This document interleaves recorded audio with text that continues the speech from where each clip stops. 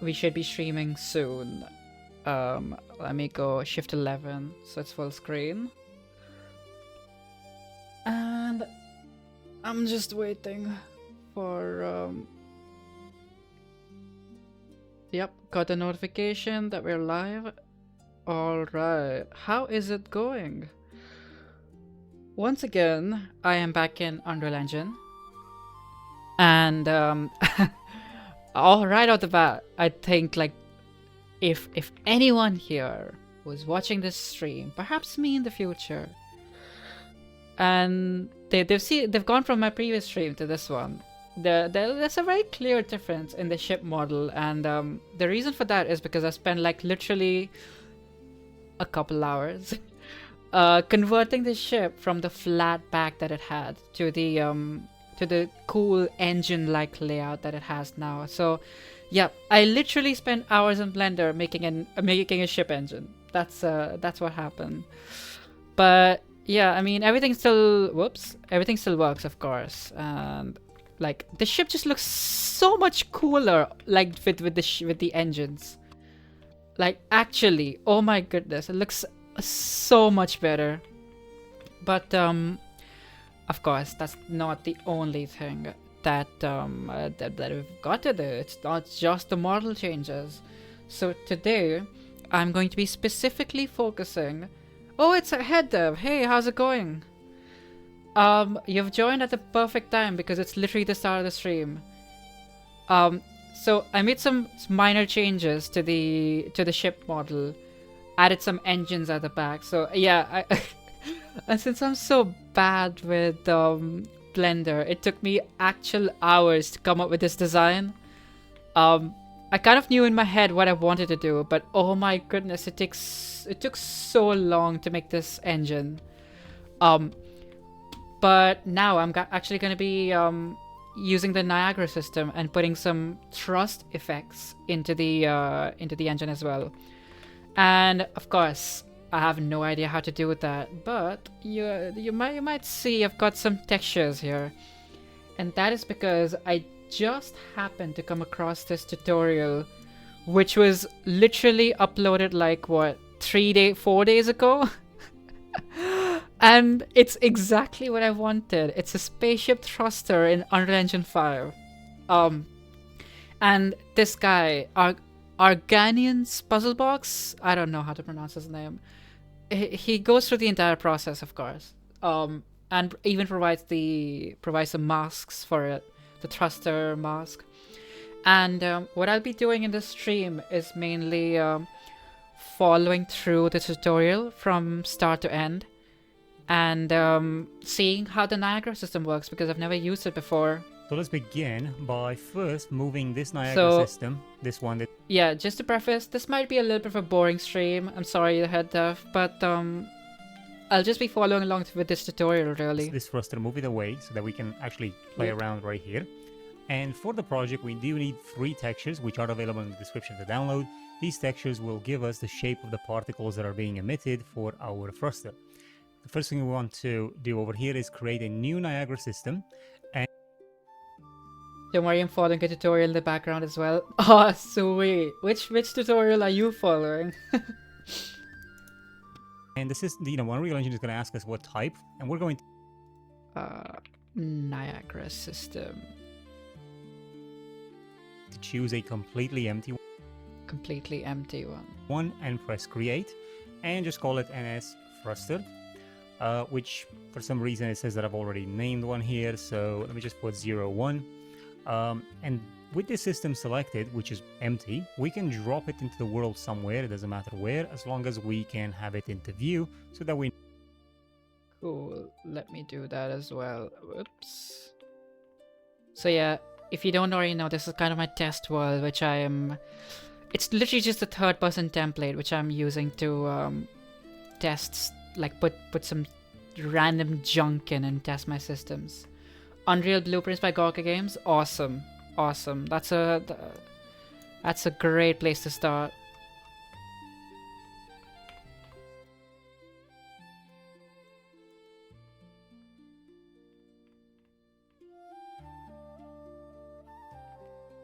The great part about with Gogo games is that he gets you like 80% of the way there, and then after that you're free to like tweak around and mess with things to your liking. It's very good. Know what we're doing. I've pretty much my main source. I'm pretty sure I already told you about this, but my main source of learning was Gogo games and Unreal Sensei for the most part. That's pretty much where I started. Now we can double click it and open it, bring it over into our viewport, and we'll start from this scratch point, like I've said. And the first thing we want to do is set it over from CPU system to simulation to a GPU compute simulation, and we want to do the bounds in fixed mode. This is going to allow us to actually have it's going to allow us to scale the system quite well with what we're trying to achieve here. And the other thing is to go into your emitter update, not spawn, but the update itself. And in there, we want to type in emitter state and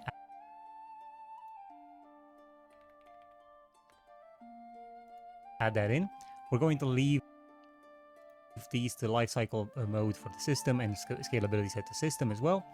And then we want to add a spawn rate. Okay, this is the rate at which our system. Emitter update. Spawn rate. System spawn, and we'll leave that to 0 for now because we don't want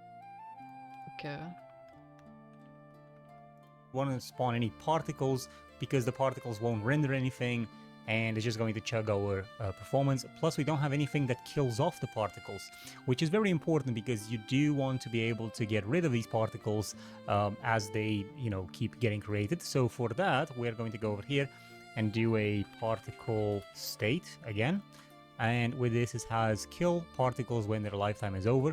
Obviously our particles right now don't have a lifetime, so we can have a particle state. Kill particles when lifetime is over. Yeah, that makes sense. Cool. Bit of optimization. I forgot to put on social stream, so let me do that. Whoop. Wee. And now chat should pop up on the screen. Look at the part. Let me do a quick test of that actually. Yeah, there we go. I really should put like a drop shadow kind of effect on it. Styling.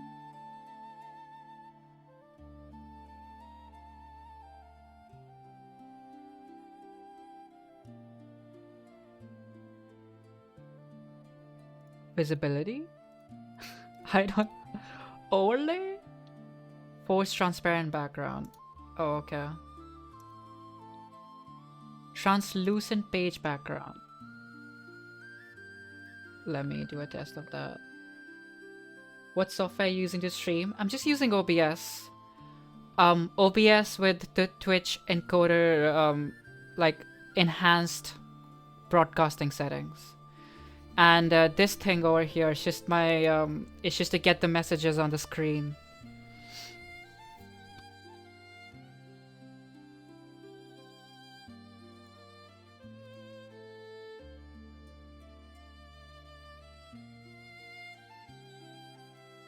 Translucent page background. Okay, so if I copy this and paste it here. Oh yeah, there's a bit of a darkness.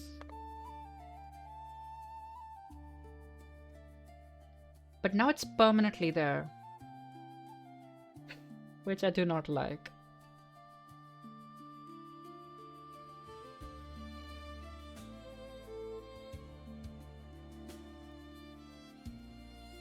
Boy. Yeah, okay, fine. I'll just do force transparent for now. Sorry, just messing around. Cool. Let's continue. Is over. Obviously, our particles right now don't have a lifetime, so we can have a look at the particle spawn part of things, and then just type in initialize particle. And this will allow us to have a lifetime that we can then manually set to whatever we want. And in this particular case, I'm just going to do it as a random value between a minimum lifetime and a maximum lifetime. And this is going to be a very Random value. very short lifetime. So no more than 0.07 0.07. seconds and 0.4 seconds for the max, right? We're not going to use any color mode in here because we are going to set it further down. So we're going to leave this to unset. Anything else in here like sprite size and so on, we're going to deal with a bit later when we get to the point of actually spawning those particles. Because again, if we go back in here, there is nothing showing up.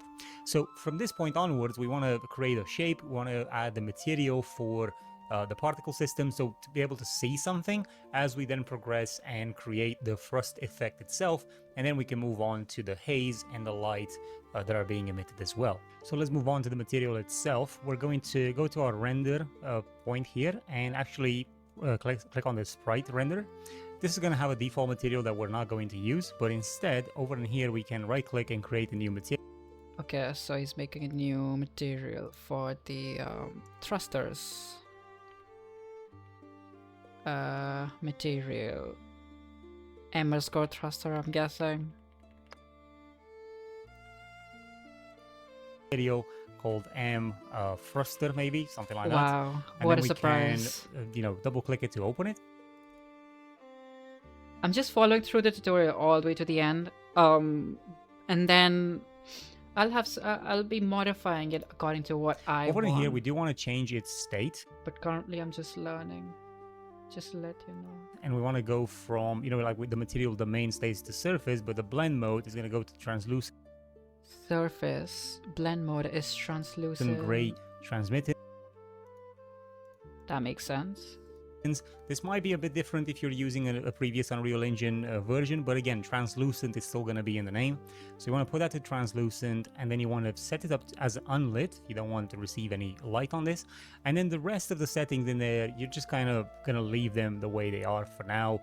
We don't need to change anything with it. Okay. Now, the next thing, we want to use this T thruster detail texture, just bring it over. We don't want to do anything with the UVs or anything like that, but what we do want to do is want to add a multiply node in here, and we're going to look for a particle color node, and this is a very, Wait, how did you do that? He just instantly got like a multiply What we do node. want to do is want to add a multiply node in here. Like, no. Nope, those are constants. Oh, M. Damn, that's very cool. I didn't know that. And we're going to look for a particle color node, and A particle color node. Yeah. Man, these American spellings. this is a very generic node to be used with Niagara systems. I want to multiply the RGB of this and the RGB of our texture, right? And all of this will feed into our emissive, but the emissive does have to be controlled somehow. So this is where something called dynamic parameter comes into play. Now, right now, all of these parameters are unnamed because they are Dynamic parameter. What the hell is going on? I have no idea. well, we have to name them ourselves, and they're not linked to anything in our Niagara system just yet. But this is a very nice, cool shortcut for us. We can type in here opacity level, so we know that the R channel is controlling the opacity, and then the green channel will be controlling the emissive, right? The emissive strength, okay?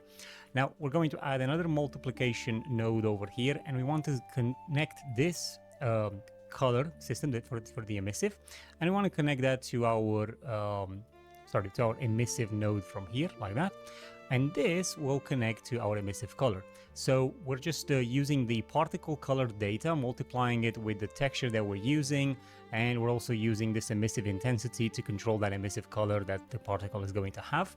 Now we need to deal with the alpha, with the alpha of the particle, and also the, we could use the red channel. There's no point in using the RGB channel. There's no point in adding more strain on your system of using all three levels of the texture. Just use the red channel, which is just going to be a gray scale map of this texture. Going to put another multiplication node in here. We're going to take the alpha of the particle, and take the red channel of this texture, okay? And this multiply node could just very well feed straight into the opacity override or opacity if you're using an earlier version of Unreal Engine. But what we can do here, what we should be doing here, is also use a noise to break this this effect more. So I'm going to actually put this texture as well into your into the project, so you have it. So just gonna bring in a texture sample, and then I'm going to change from the thruster. I'm just going to type in Perlin, and we're going to just use a... I think he gave the Berlin noise. Yeah, he did give the Berlin noise. Very nice. A Perlin noise a mask like that. And again, there's... Oh wait, texture sample, Berlin noise mask. Yep. and I will put this into the for you to download as well to use it. And this Perlin noise, we want to multiply, we want to basically use as a power to the opacity level. So from its RGB, we can actually bring in a power node, okay? And I want to get from the opacity level, I want to plug it right here in the exponent, but Wait, I missed out. I want to get from the opacity... Power? No, not that spanner. Power. RGB into the base. level, I want to plug it right here in the exponent, but what I want to do first is I want to put it through a 1- node, and this is going to be more apparent. We're going to understand what we're doing this a bit later on as we develop the project. Just do a 1- in there, and then this power needs to go into a multiplication node.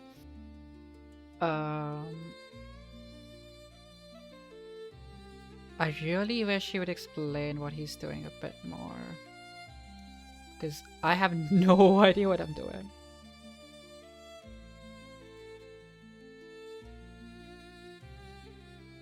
Like that, minus in there, and then this power needs to go into a multiplication node, like that.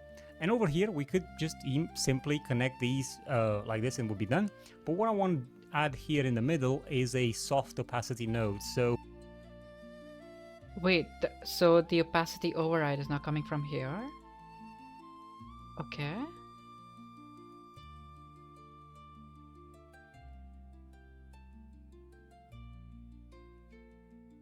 Did I miss something? I think I missed something here.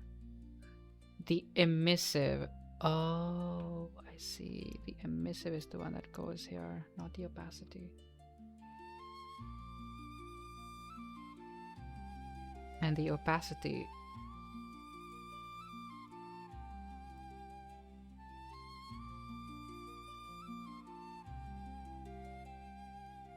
I'm just making sure I've done this correctly. Yep.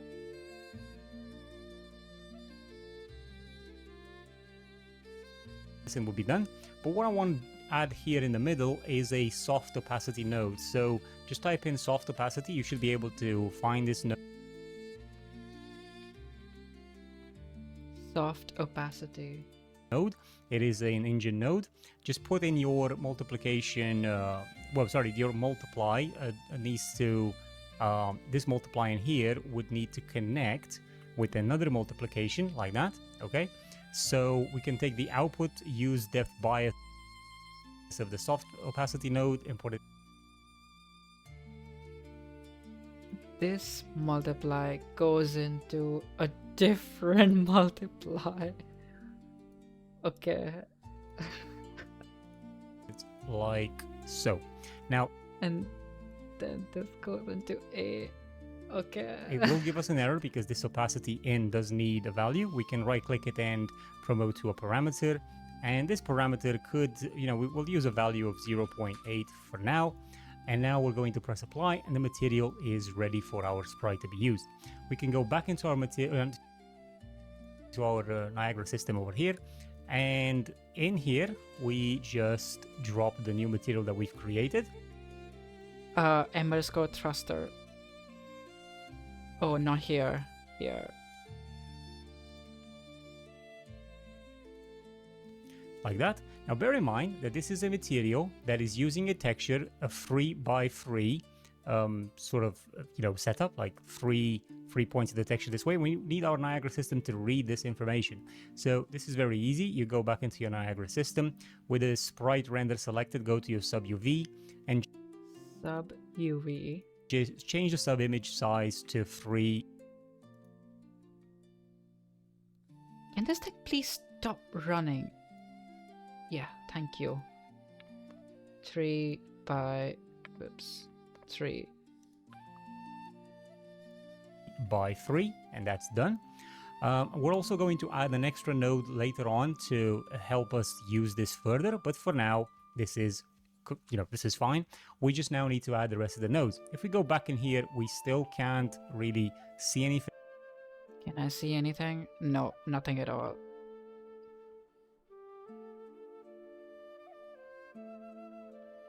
Can I please turn off distance-based camera speed? Yeah, that's better.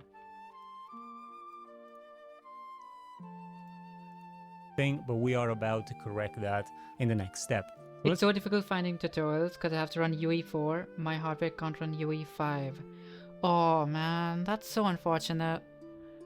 Yeah, it's like UE5 does have a lot of like nice improvements in terms of ease of use. I think for one, like the lighting system is like it's so much easier to develop on compared to UE4. I didn't realize it was like that difference of that much different though, but in terms of performance. Let's make our system see anything, but we are about to correct that in the next step. So let's make our system a lot more readable in the scene. I'm just gonna drop this window over here into the viewport, so I'm actually able to see what I'm doing. I'm going to extend it a little bit because we just need this right panel and just this central point here. So in order for us to see our particles, which is right about here, we need to start having actual spawn rate. So we're going to click on the spawn rate and put this over to maybe like 100. And you can see something does show up in here, but it's very invisible.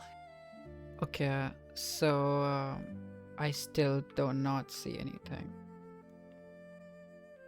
Is that bad?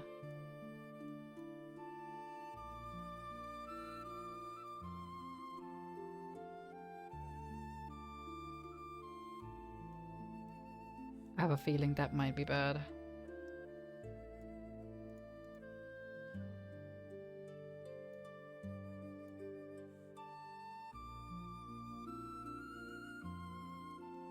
Wait, can I see something? Oh yeah, I can see something. In your case, it might not show up at all, so this is very easily fixable. If you remember in our material over here, we did add the dynamic parameter. So we can go to our particle update, type in dynamic parameter, and with that added, we can go to emissive and set it to a number of 10. Now, I know this sounds like a lot. That added, we can go to our particle update, type in Go to our particle update. Type in dynamic parameters. Dynamic parameter, and with that added, we can go to emissive and set it to a number Oh yeah, you can see more of it now. 10. Now, I know this sounds like a lot, but for now, it will work. Now, we have the sub-UV that we said before. We want to keep it as sub-UV, blending enable 3x3, that's fine. But it's not really switching between those images. So over here where we have the particle spawn, we can actually type in sub-UV. Particle spawn, sub-UV animation, texture sample. And you will notice you have a sub-UV animation. I don't think I'd be able to do any of this on my own. And over in here, we're going to set this over to random. So we randomly pick between those items. We want to set it to sprite renderer. Just click on Sprite renderer. Render, so it knows it's doing this one. And now you can see it's kind of switching in between a lot of Yeah, it's doing something. these textures, the free textures that we have. And obviously when the particle is killed, another one spawns and so on, and it just picks a random texture from the list of 3x3. Now we're going to go over here and just click this. It's 0 to 64.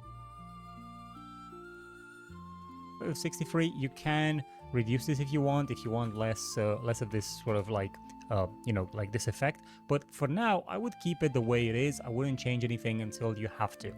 Now we're going to go back into our sprite render. We also want to make sure that when we look at the go back to the sprite render alignment here, it's actually, I believe this one has to be, I think it's going to have to be velocity aligned.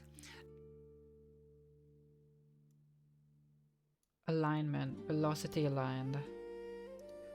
And then the facing mode, it's always going to face the camera. Face camera? Now, right now, there is no velocity and there is no shape. Wait, no, I don't want it to face camera. We'll sort it out later.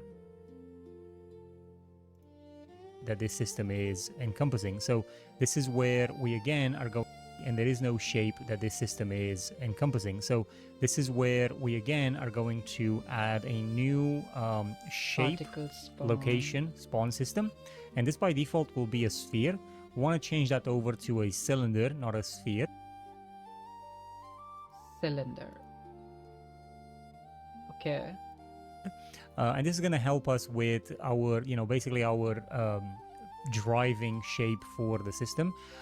We do want to be able to see that cylinder a lot better, so I am going to actually pump the spawn rate. Bump these numbers up on the 1,000.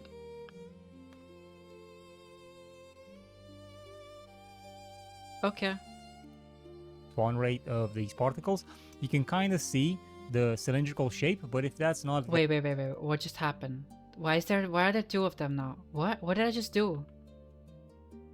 Duplicate select. Oh, okay.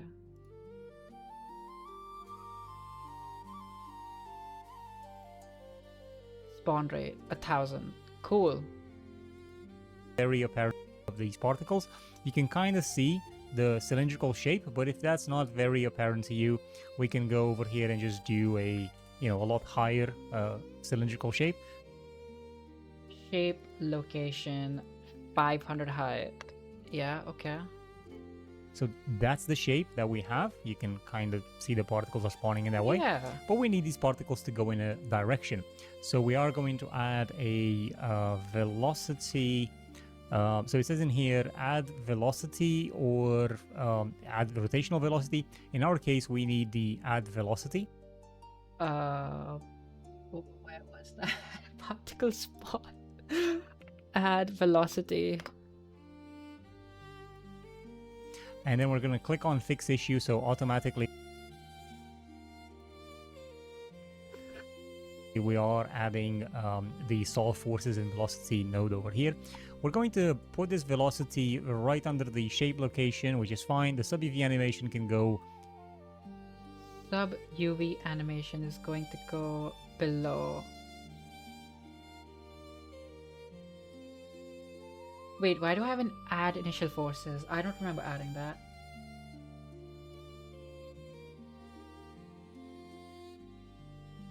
Can I disable that? Okay. I think I've disabled it. It didn't do anything.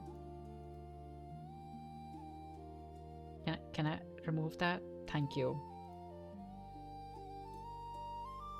Okay, no, that's a necessary requirement. This velocity right under the shape location, which is fine. The sub UV animation can go underneath here.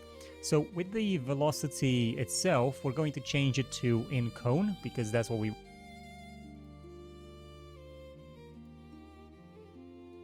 want. And right now we can kind of see that it's going this way. It's going where the arrow is pointing, but we need it to go into the either the top or the bottom of the cylinder. So this is where you can have a look at the axis, right? And that's going to be important because the axis itself is going to determine just in what direction this whole system flies towards. So we can put that to on the z-axis. So now it's going up. 0, 1.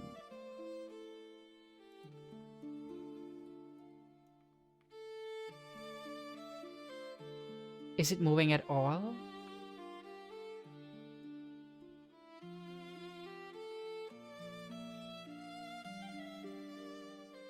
I don't think I see it moving. Right? But we just need a lot more velocity. So in our case, something like 3000 will work. But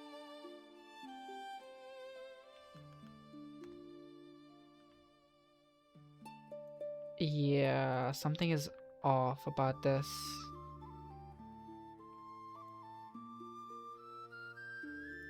right now, you know, it's kind of working against us. Particles for the engine thrusters? Yeah, exactly. What are we making? That's, yeah. Oh wait, it's Charles! Oh my goodness, I didn't even notice! Hey Charles, how you doing? Yeah, that's exactly what I'm trying to make. But, I'm struggling because that's what it's supposed to look like. 3000 will... And that's what it currently looks like. I don't know. I don't know what's happening. But yeah, how you doing, Charles? work. I So must we have are missed going something. to add a velocity. Great. Okay, let's revert a few things.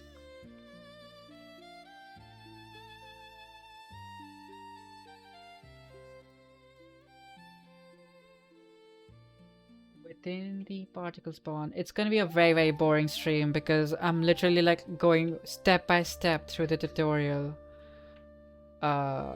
Fix issue. Oh my goodness, it works! Okay, cool.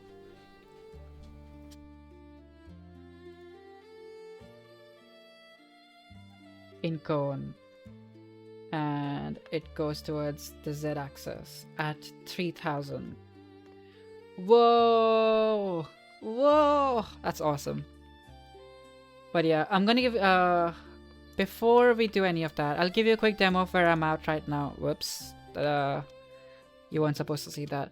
But yeah, this is my ship and I can fly it around. Woohoo!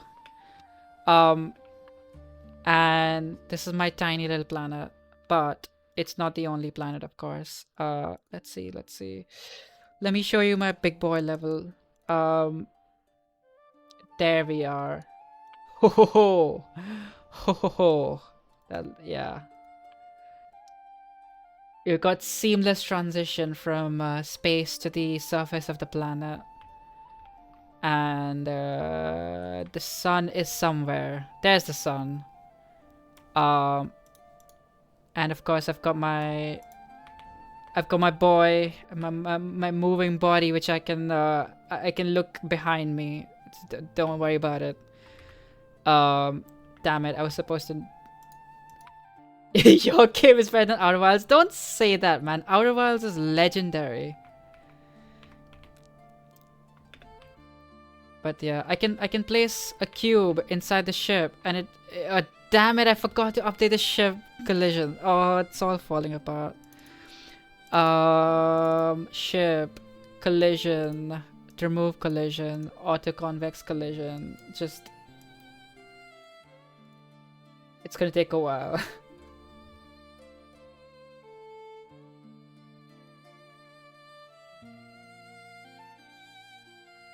But yeah, it took me actual hours to just model the engines of the ship.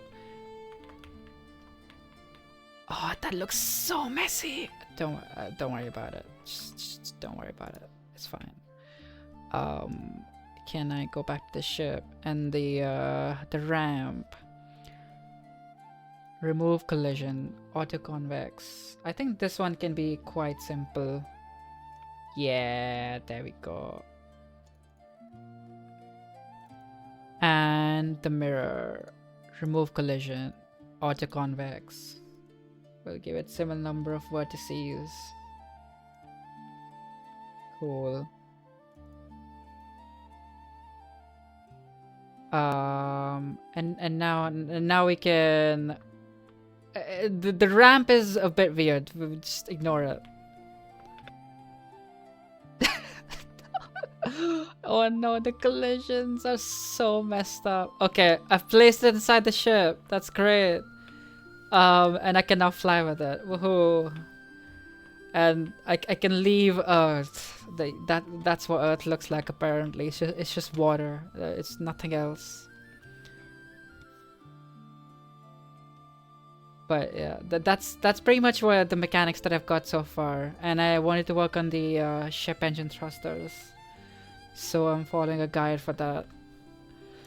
But yeah, back to my my particle system.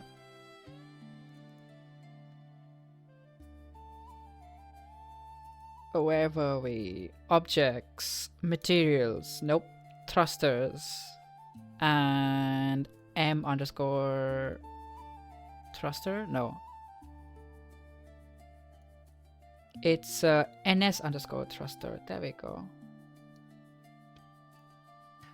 So it says in here, add velocity or add rotational velocity. In our case, we need the add velocity. And then we're going to click on fix over here. Yep, done that. We're going to go underneath cone because it's pointing. There, you can go into the two case. Something like 3000 will work. But right now, you know, it's kind of working against us. We want to still kind of be able to see the system and what it's doing. So I'm just going to put a value of 500. Damn it. The guy juked me. Okay. Now I am going to rotate this system by 90 degrees so that it's going in that direction, which I will rotate it in this direction 90 degrees because that's where I want to put it roughly. is fine. That's kind of what we want. I'm not gonna, I mean, I can look at cone angle and set that to 0. So this angle is just basically going to make sure, sorry, let me just make sure that this is set to 90, like I said. There we go. So this cone angle, oh, sorry. This should have been minus 90, so it goes that way. Okay, that's fine. Now, this cone angle is important that it's set to 0, because if you put this to like 100 or whatever, as you can see, it just spreads out, right? So depending on what kind of effect you're going for now, we're going to keep it like that. There's nothing else to change here unless you want some other customization, but we're not really looking at that just yet. Now, one other important bit here is the shape of these particles. They're very, they're round, okay?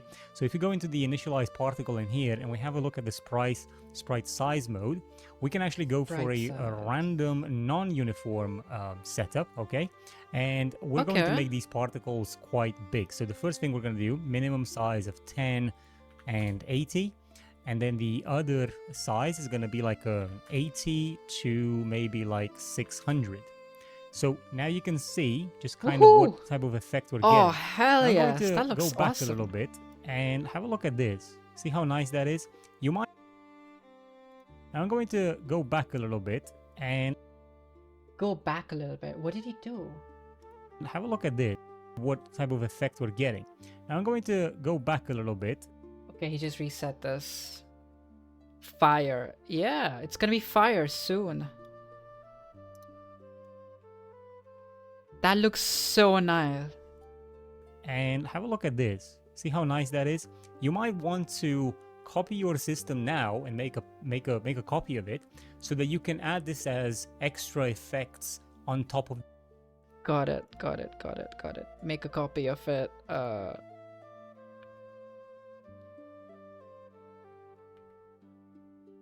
Can I do NS underscore thruster fine? We'll make it thruster fine. The main thruster later on, because this has a nice feathery effect to it, to the system, maybe like a discharge over in the distance, something like that. But anyway, for us right now, I'm just going to use the values that kind of worked for me. And then I'm also going to 600. Gonna look at the sprite rotation and 80. I'm basically just following what this guy is doing for now, but I'll be modifying here mode. I want to put it to random, so the sprites are kind. I'm also gonna look at the sprite rotation here mode. I want to put that to random. Sprite rotation random. Okay. So the sprites are kind of randomly rotating, and then the sprite UV mode is going to be random XY. Sprite UV random XY. Okay. It's coming together. So this is going to give us a nice, very clean, it's going away type of look. Okay, we're not generating a lot of particles, right? We could be generating a lot more. So our spawn rate right now, we could probably push this to, like 5,000 or something like that. It really depends, but right now, again, we're not finished with the system yet. We might want to hold fire on adding more stuff to it. Okay, so the other thing that we want to do in the particle update level here, we want to add a line attraction. Wait, did he put it on Particle 1,000? update He put it on level here, 1,000. we want to add a line attraction. Particle update line attraction. Force? Force, okay. And this is going to be a very cool one because you can see just kind of what effect it's going to have. We're going to push it to maybe like 10,000. So 10,000. Oh my goodness, where is it going? it's a lot of, attraction downward, as you can see, because all of these values that we have here on the right side, they're kind of working against our system. So the line start for me, I'm going to put it to 0. And Line start 0. And I'm gonna put it over here to like 1,000, okay? And then the line end, this is gonna be minus 100, but this is gonna be like maybe like 10,000 or something like that. And if it doesn't work right now, if it doesn't work very well for you, that's because you don't have other sort of like other parts of the system here that it's properly controlling this. So you might want to put it on hold for 10,000. now, so you don't have any line. Okay, we're skipping attraction this. force until we add some more systems into it. So for example, we will need to add a drag, okay? In the particle update. I don't know if you can help, but I'm using on component begin overlap. How do I check if it's the player overlapping or not? Actually, I'm pretty sure I can help with that. Let's see. Let's get something up, because I can do event on begin overlap. Other actor. So you can the other actor is most likely going to be what? BP underscore third person character, right? If you have a third person character, so it is class. You can put is class, and then you can check for the class. So you can say BP underscore third person character. And if the other actor is BP underscore third person character, and if it's true, that means your character is the one overlapping.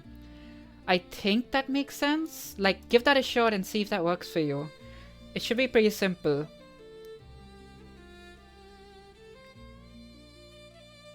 So just to recap, you get your actor begin overlap event. Then within the other actor, just drag it out and type is class, and then you'll get one of these utilities called is a. And after that, you can be like if BP underscore third person character, or whatever your character blueprint is.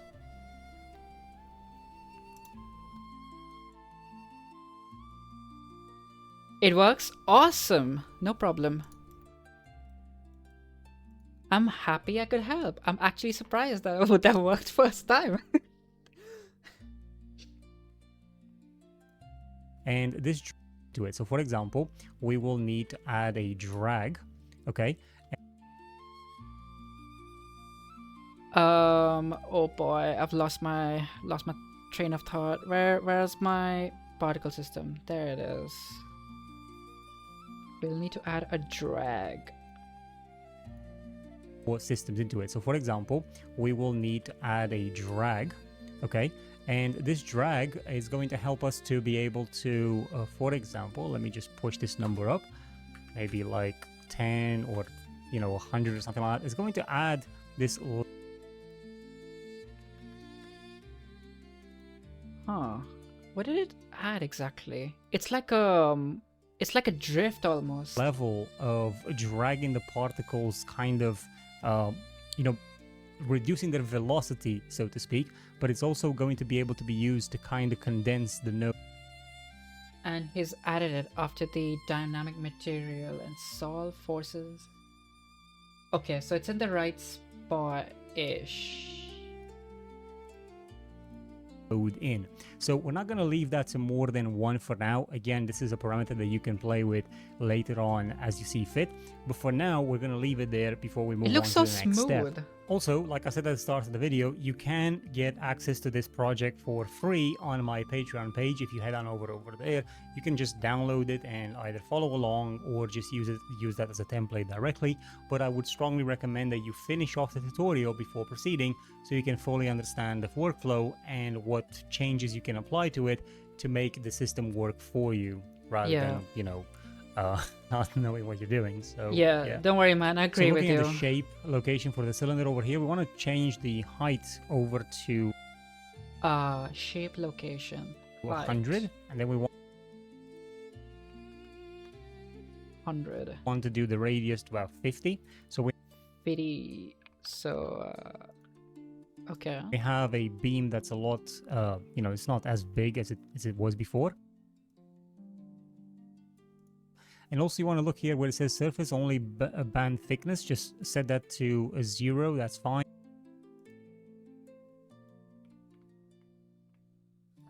His particles look a lot different than mine all of a sudden. But then just you know, disable these end caps in surface. Well, it says there in surface mode only, but trust me, it's basically going to make this you know, look as it should. And now we want to do a color node.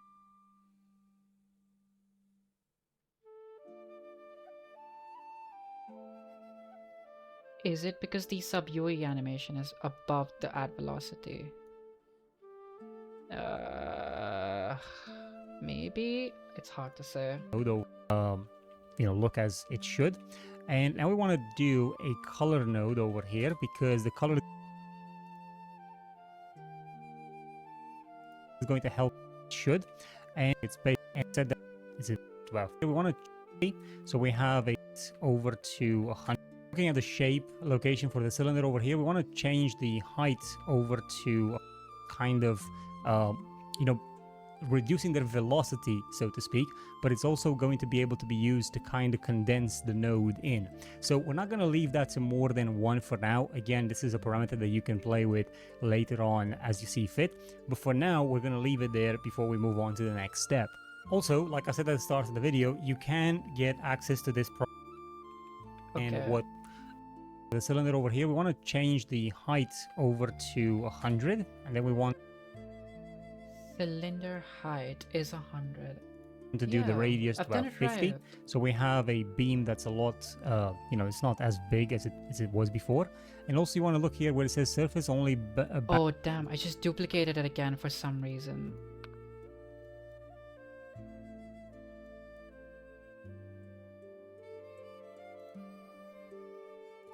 and thickness, just set that to a 0, that's fine. But then just you know, disable these end caps in surface. Well, it says there in surface mode only, but trust me, it's basically going to make this you know, look as it should. And now we want to do a color node over here. Particle update color node here, because the color is going to help us to fade or to change the color, obviously, but also to fade this effect, to mask it and give it more sort of like, you know, as you can see here, more power at the front and less at the back, things like that. But this color node here, which is allowing us to actually set the color of the beam, is not going to be very helpful. We are going to change it to a linear color from array. So it says here, select linear color from array.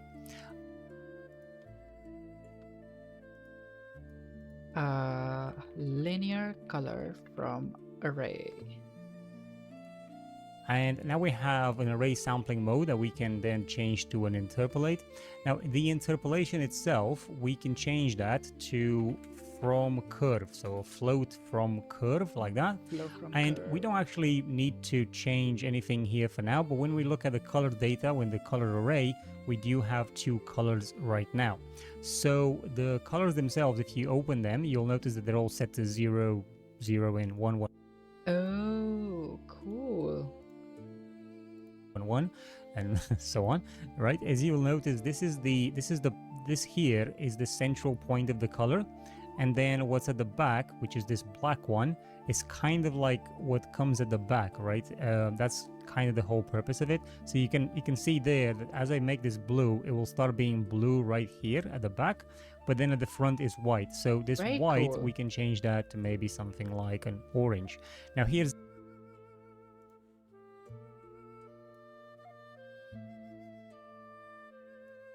something like an orange. Yeah, like that. the trick here. These numbers are not kind of stuck to 1 or 2 or 0 or whatever. You can go in here and do this like a 50, right? And as you can see Oh, that's insane looking. Oh. now, it's kind of catching fire, right? But my recommendation for you for the color over here would be 23, and then the green to about 9.7, and then the blue could be like a 2.3, right? So that's kind of what I'm recommending for this. And then this blue color over here, this can have its own little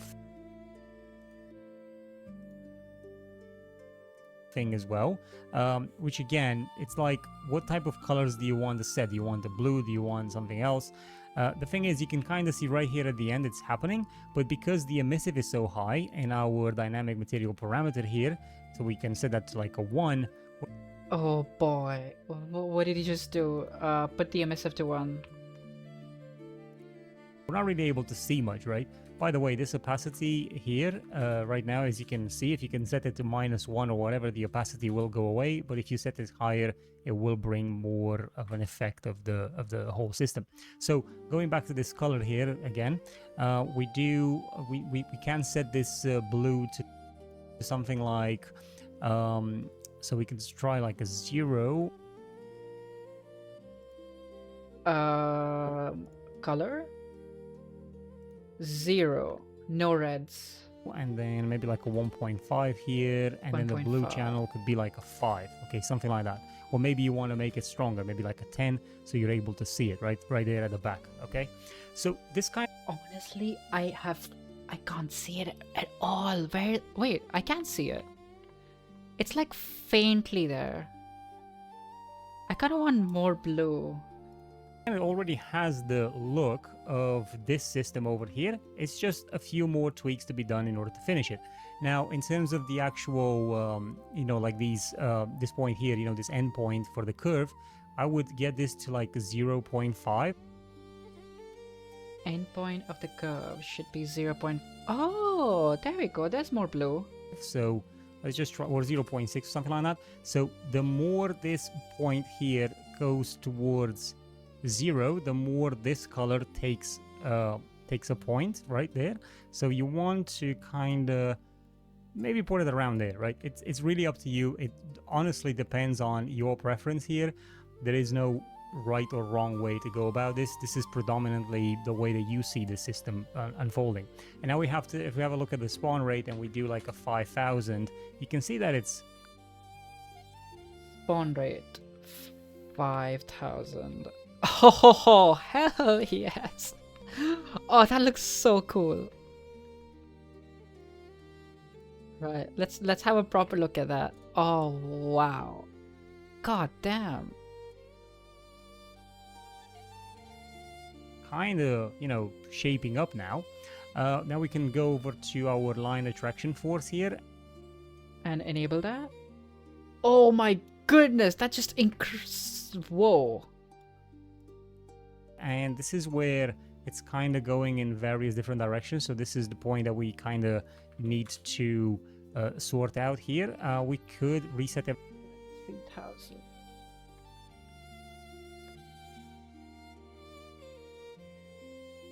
Start at 100. Everything to 0. And 0. 0. and just say, right now the line is kind of going back, down. We could put this to 0. If we increase this number, you can see that it's just gonna drag the beam down further. But if we keep it to all to 0, it's still dragging into one side, which is a bit random in my opinion. So we kind of have to shape it in at a point that it's kind of working for us, and it's generally a trial and error. I will sort of like in this particular setup, I'm going to try multiple sort of like values to see just kind of what works. But as you can see, it's very, it can be a very random thing for it to to work on. So I'm going to go with my initial values like this, 10,000 minus 100, Yeah, this 1,000 thing and has 10,000 here. a mind of its own. Minus 100. But what you want to do, it's this arrow over here, which you might miss it, and then just do a Definitely line miss it. segment in local space, Line segment and in all local of a space. sudden, What look the? at that, right? Isn't that Huh? That just completely messed it up. That looks nothing like what that dude is showing. Oh, that's why. Oh, hell yes! That looks so cool. just beautiful? Okay, so I like it, right? It's really nice, and it's kind of 1,000. Oh yeah! Sorry, I'm just breaking actually even here. Now it's screaming kind of right breaking now. to this point. But here's the thing: if you want, you can bring that point further up. So, for example, I can't remember No, if it's perfect this for me. one. It looks Yeah, perfect. so you can do like minus 100 here. You're gonna have to like play around with these values to see just which point kind of will bring this forward. I'm not entirely sure, or I think it's actually the attraction strength, if I'm not mistaken. So yeah, something like that. So you can kind of like make it so it doesn't meet up. But I found that it was really nice to have this point like that. I thought it was really cool because there's one thing that we haven't done in color, which is the alpha. So if we go over here, we can click this arrow further down, and we have this scale alpha. And we could do the same thing where we kind of, like a float from curve. So we can just do a float from curve like that. And this is going to be a bit of a tricky one because, again, it's going to really depend. Now, you can see it's already taken an effect here on the alpha of the effect itself. So what I've done is I'm pushing this to probably somewhere around there. So I'm getting a lot more alpha over like that. And then I can add over here, I can add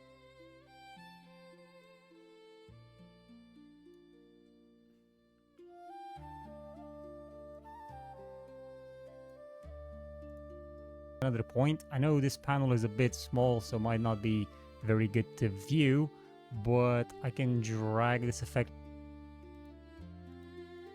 How do I add key? And then drag this effect. Like that, and as you can see, it's kind of eating away at the back there, but not, ever so much. We could do something like that. I think that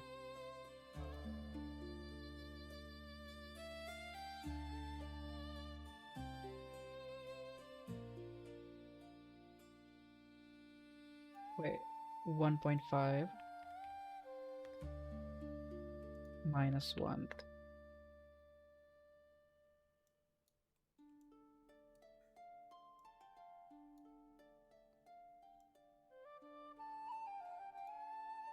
I do not know what that is doing, honestly.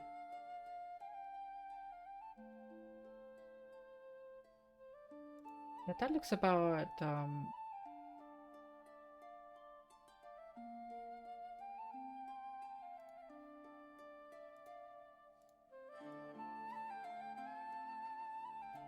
that looks about right. looks really good. But again, play around with this, see what you get, see what type of effect you might want to run. Now, I think our system is about ready to go into position, so we can place it over like that. And as you can see, it's coming straight off. If you look straight away at it, the particles are no longer facing properly, so don't look at it that, head on like that. I do Now we want to look have at it head on, in there though. placed. It's probably not big enough, so I will want to increase its actual scale. So we could do this at 1.2, maybe 1.5. So now it's a 1.5 value, and as you can see, it already looks very similar to what we have over there. And the one of the differences here is going to be what's the spawn rate like. And here's another thing. You may want to control the spawn rate of this system from outside the Niagara system. So what we can do is go to user parameters, press on the plus button. User parameters? Where? I don't see them. Oh, user parameters. Okay. And click on the plus button, which is definitely visible. And for this, we are going to type in float. So we're creating a float amount. So we can then say thrust spawn rate. Thrust spawn. Oh no. I hope I spelled that correctly. And in case you can't see the text, let me just show you. It's right over here. Oh, sorry. I need to make this panel a bit bigger. So I've called that thruster spawn rate. And we can go over here where it says spawn rate and search for our new user parameter. And it sets a 0, but I can put it to 10,000. So right now we are creating 10,000 particles that are pushing this way. And you can have a lot of effects that could be done this way. A lot of parameters that could be done this way. We could do the life amount. We could do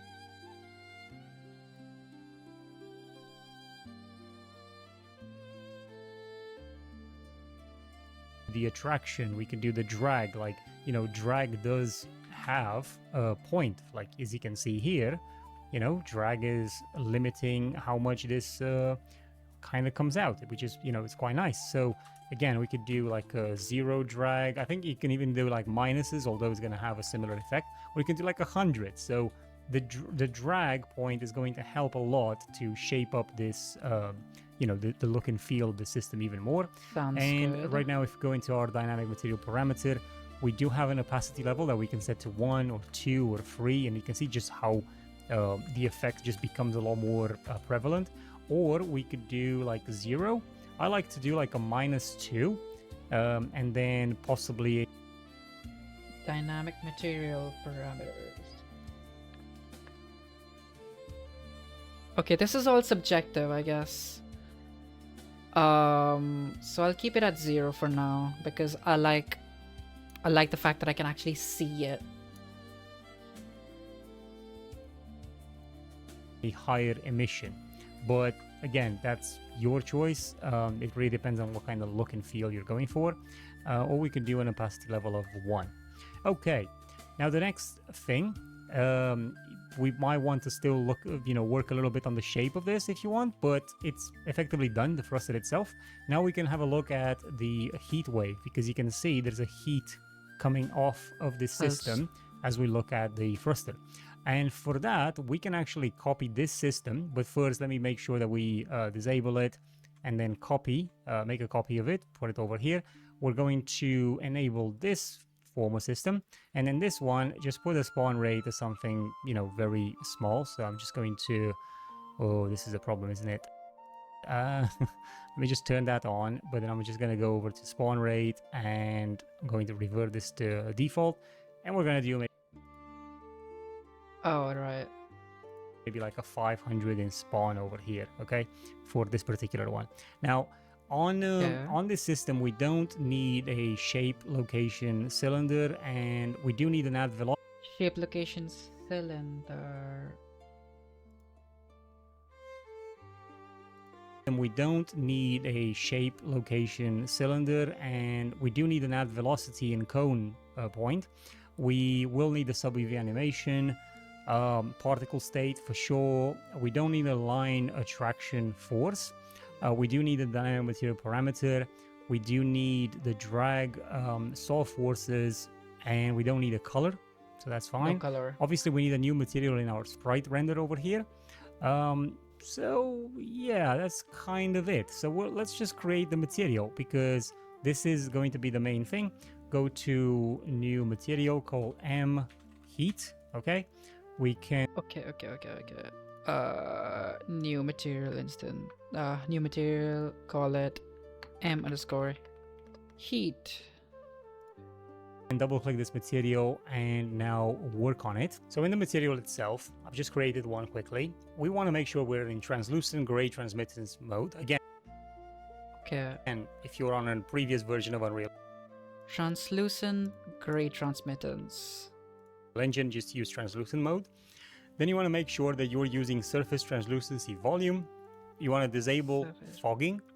And then you also want to change the refraction mode from none to index of Refraction mode. From none to index of refraction.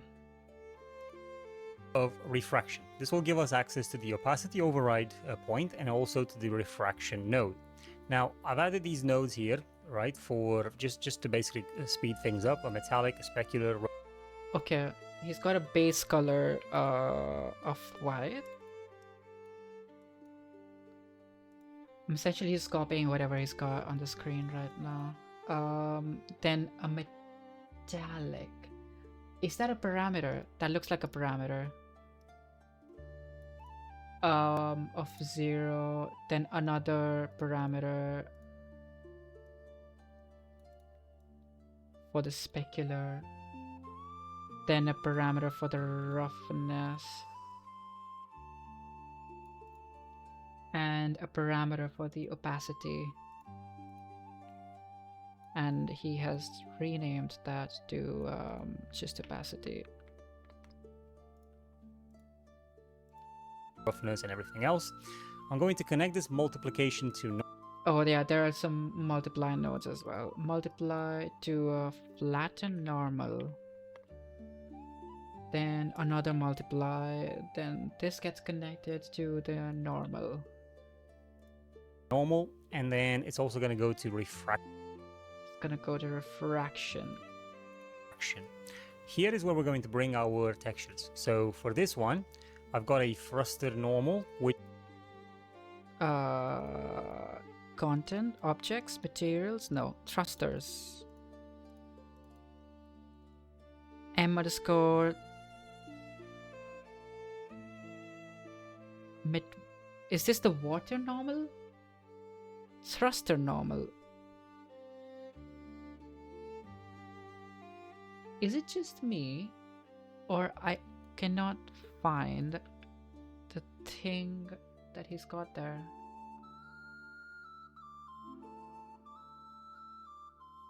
Let me very quickly verify. Oh, no, it is water normal. It's not thruster normal. Okay, we'll go with it for now. I'm not going to put this texture for you to use because it's not a good normal. What I'm going to do is I'm going to look for a wave. I think it's it's a water normal, which you will have in any Unreal Engine version. So just use this water normal. I'm going to connect this to the UVs to make. There is a scale node, so I'm guessing, whoops, not common. Whoop. And this is going into a multiply. 0.01. And there's a texture coordinate node going into this thing. And this is plugging into the UV. Make it to make the scale a lot larger of it, and then the RGB is going to connect into this multiply node in here. We do want to bring in a dynamic parameter node and connect the green. Well, we could do the red channel for flatness. We can do the green channel for this normal, like that. So we want to be able to flatten the normal, and the value of the flatness is going to be dictated by this thruster mask. So we're going to take the red channel of this mask and put it over into the multiplication like that. And this is kind of going to give us the effect that we're looking for. We'll we'll test it and see just how it works further. Over here in the red channel, we're going to call this refraction because that's... Sorry. Over here in the red channel, we're going to call this refraction because that's what it's predominantly affecting. And then we have in here the thrust. We can call this thruster heat maybe, or something like that. So what I'm trying to do with this flattened normal node here is effectively reduce just how much the normal is prevalent in our effect. And then with this refraction, with this thruster, I'm just reducing the normal. And then with this refraction bit here, I am kind of ensuring that we're being able to get that normal to, well, we're trying to reduce the normal intensity, but also trying to flatten it at the same time, right? And then we're multiplying everything by this mask, which is going to decide where it's going to show up in our in our system. So I'm going to press apply here just for the material to take. Killer is 0.5. And yeah, Take shape. I'm going to go back into our thruster here. And with the sprite render is, we can just drop in the new M heat. Where the sprite render is, we can system. drop in. Now bear in mind that our system is made of a texture that's got 2x2. So we need to go over into our sub-UV image size image here and set this to 2x2 instead of 3x3. We do want to make sure that right now what it says here, alignment, we want to put this to unaligned and no longer velocity aligned. And then we want to go over into our sub-UV animation over here, make sure everything is fine, which it should be. There's no reason why this wouldn't work properly. And now if we go back into our demo, we'll start to see if it's actually working. So let me just bring the material out.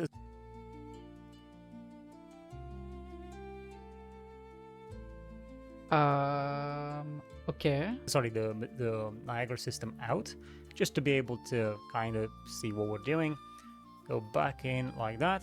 And we do need to look at the initialized particles because right now, they might be... Wait. What are we and supposed to look we at? do need to look at the initialized particles because right now...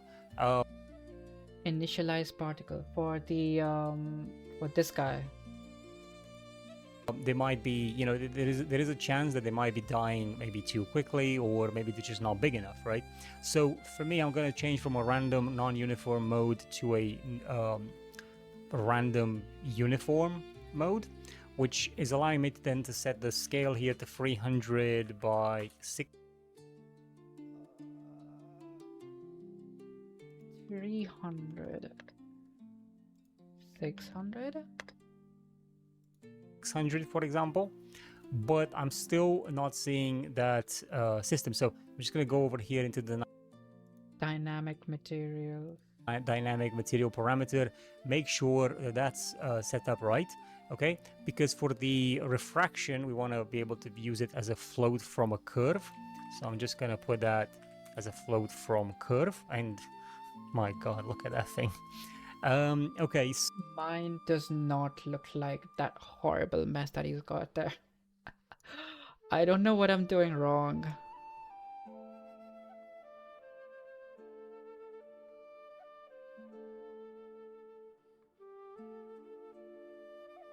Oh my god.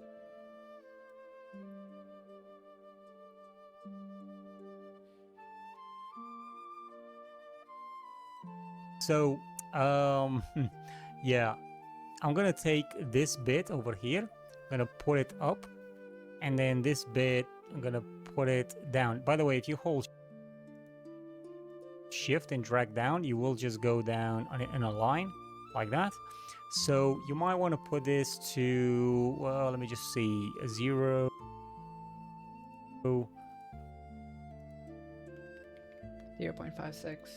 Yeah, this we want to put it to 0, and there's 0, 2.8, 0. 0.28, sorry.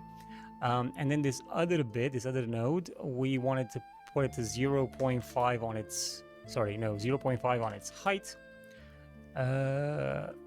Yeah, this 0.5 on its height, and then this point here on its width, we want to do that at 0.24, something like that. Okay, it's a bit of an odd one. I think you know, you just gotta kind of work it. But then the thruster heat is way too big, so 0.01. Yeah, maybe 5. No, 5 is too much. 0.01. Thruster heat 0.01.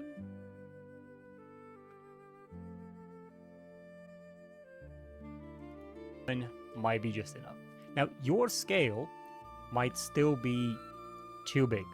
There could be multiple reasons why that's the case. You know, it might be larger than this, might be smaller than this. This is where you have... Did I miss a step somewhere? Because I cannot see what he's seeing.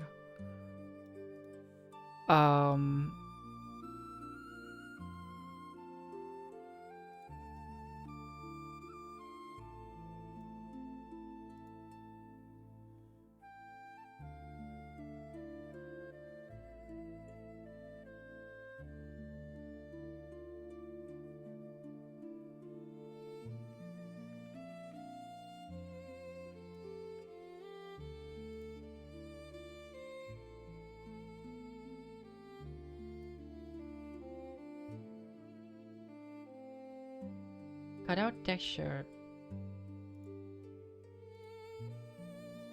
Okay, maybe I need to like move it so that it's in front of something. And I can see the heat distortion.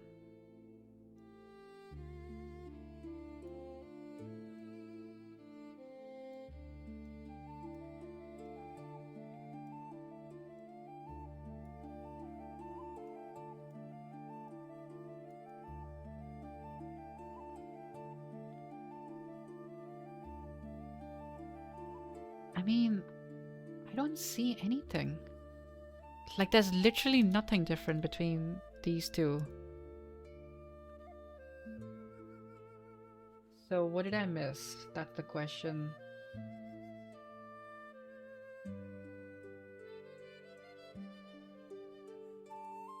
From curve like that.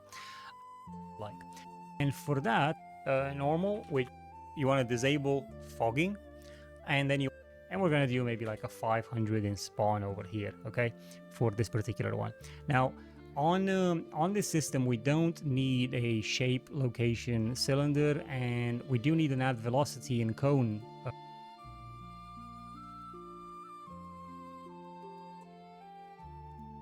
Shape to turn that small, so I'm just going to go to, oh, this is a problem, isn't it? Let me just turn that on, but then I'm just going to go over to spawn rate, and I'm going to revert this to default, and we're going to do maybe like a 500 in spawn over here, okay, for this particular one.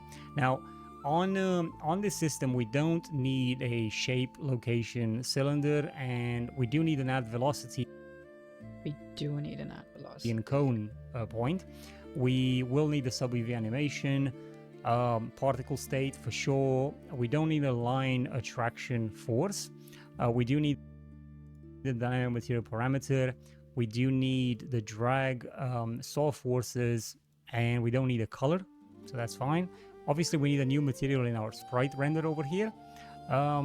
So yeah, that's kind of it. So let's just create the material, because this is going to be the main thing. Go to new material called M heat. Okay, we can double click quickly on Unreal Engine, just use translucent mode. Let me do a full screen for this. Then you want to make sure that you're using... Oh yeah, that's different. Base color, that's a parameter?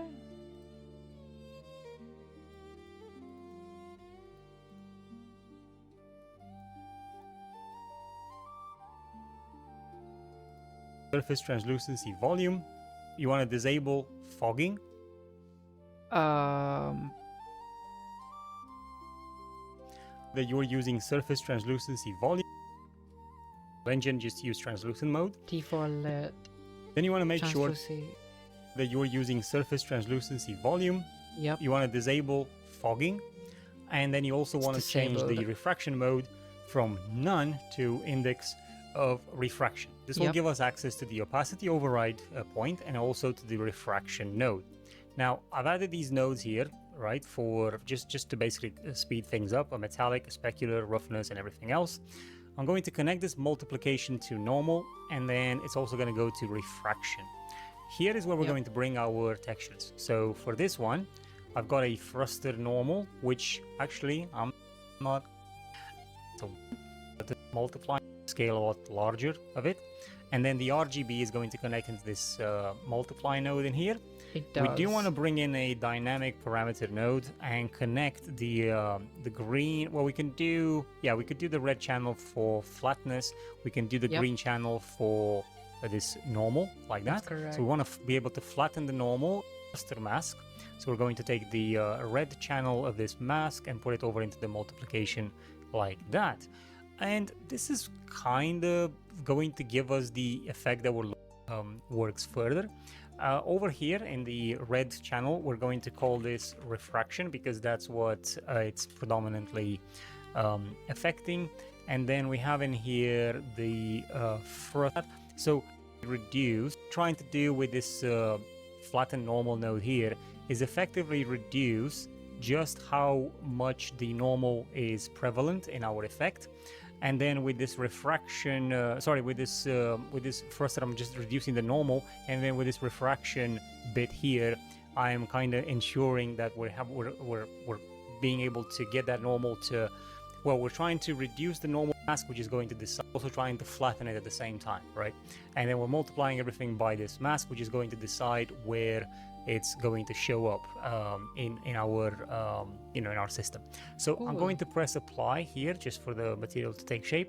I'm going to go back into our thruster here, and with the sprite render we can just drop in the new M heat system. Now bear in mind that our system is made of a texture that's got 2x2, so we need to go over into our sub UV image here and set this to 2x. Sorry, I'm just going through some of the steps again, just to make sure I 3 haven't by missed 3. anything. We do want to make sure that right now what it says here, alignment, we want to put this to unaligned and no longer velocity aligned. And then we want to go over into our sub-UV animation over here, make sure everything is fine, which it should be. There's no reason why this wouldn't work properly. And now if we go back into our demo, we'll start to see if it's actually working. So let me just bring the material out, the Niagara system out, just to be able to kind of see what we're doing. Go back in, like... Took me a whole hour to make a door. Oh no! Oh boy. Yeah, I completely get that. I mean, it's taken me a whole hour to get freaking thrusters done. Like, I mean, it's slowly getting there. But yeah. Who needs sleep anyway? I know, right? I know. Except that I have work tomorrow. I'll be going to work. I think I'll spend like 30 to 40 minutes on this more, and after that I'll probably end the stream. But I'm getting pretty close at least. How are you doing? Thrusters look sick right now though. I know, right? They look pretty awesome. I'm just trying to figure out the heat distortion. And Charles, you have work tomorrow as well. Are you working from home tomorrow? No? Office. Rip. Rip, rip, rip. That. And we do need to look at the initialized particles, because right now there might be, there is a initialized particle chance that they might be dying maybe too quickly, or maybe they're just not big enough, right?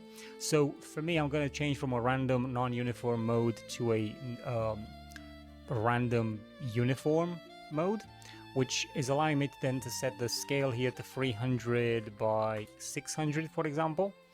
But I'm still not seeing that system. So I'm just going to go over here into the dynamic material parameter, make sure that that's set up right. okay? Because for the refraction, we want to be able to use it as a float from a curve. So I'm just going to put that as a float from curve. And let me try reverting that now. Yeah, it just looks the same. Okay. And now refraction.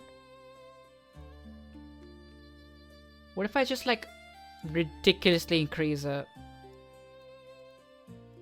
Like 5,000. Is it gonna make me... Nope. It just changes absolutely nothing. So I have no idea what I've done wrong here.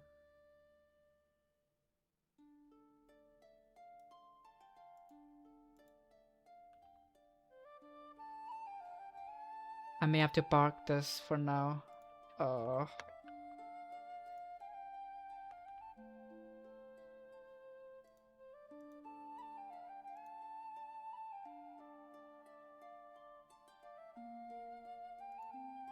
my God, look at that thing. Okay, so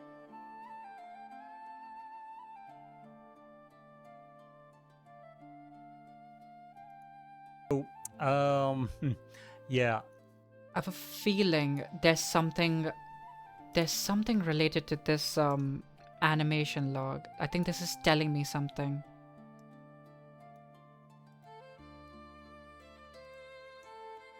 Enable isolation for this emitter. I don't know what that means.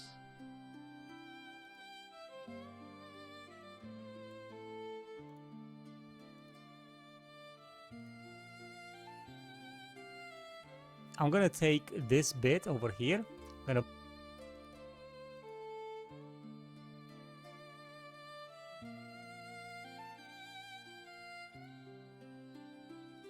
put it up.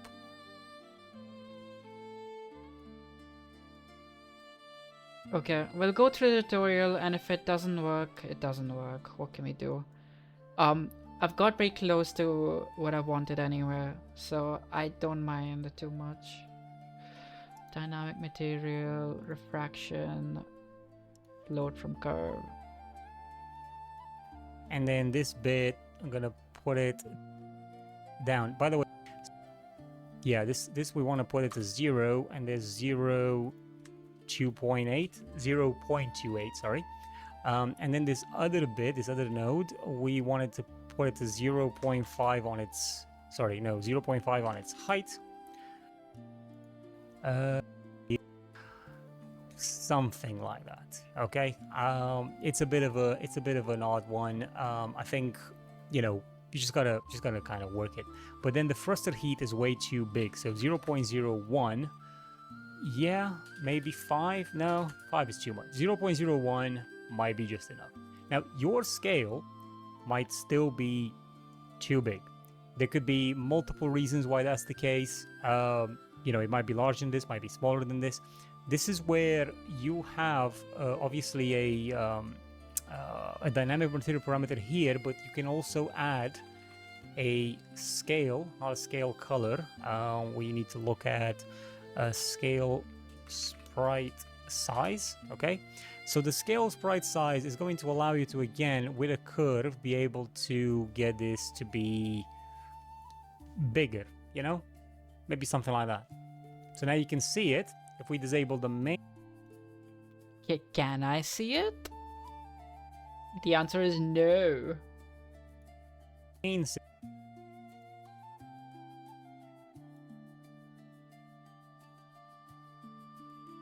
system here, you can see it right there. Basically, I should be able to see the distortion effect with this thing disabled, but I cannot. Oh my goodness, I can see it. I think I can see it. I think I can see it. Bruh, that looks pretty sick. That's like a freaking wall distortion. Oh, that's hilarious. Oh boy. So I don't. I think I know what I did there. Or at the very least, I think I know what's wrong with my current setup. It's because both of these are being isolated, and I just have to not isolate it.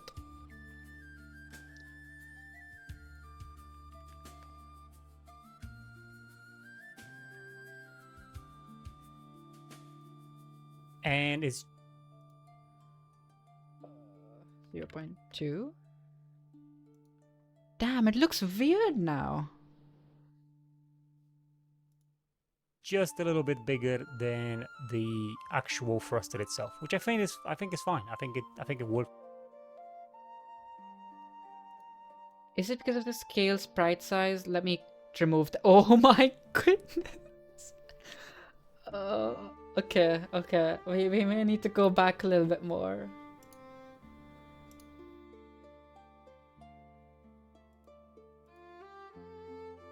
Oh, it's because of the thruster heat.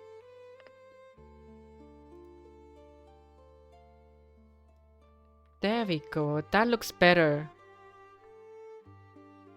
Looks good. I know, right? I just need to go back. So the scale sprite size is a bit of an odd one. I think, you know, you just gotta kind of work it. But then the thruster heat is way too big. So 0.01. Yeah, maybe 5. No, 5 is too much. 0.01 might be just enough. Now, your scale might still be too big.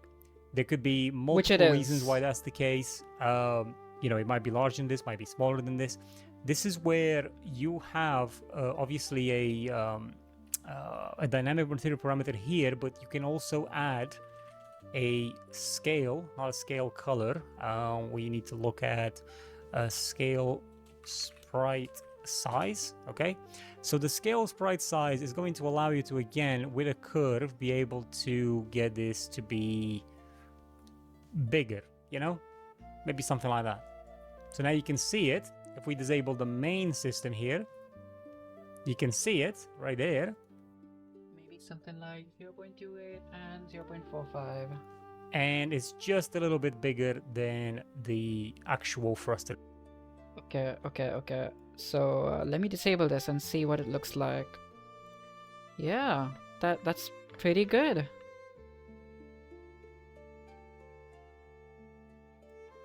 And then get that back.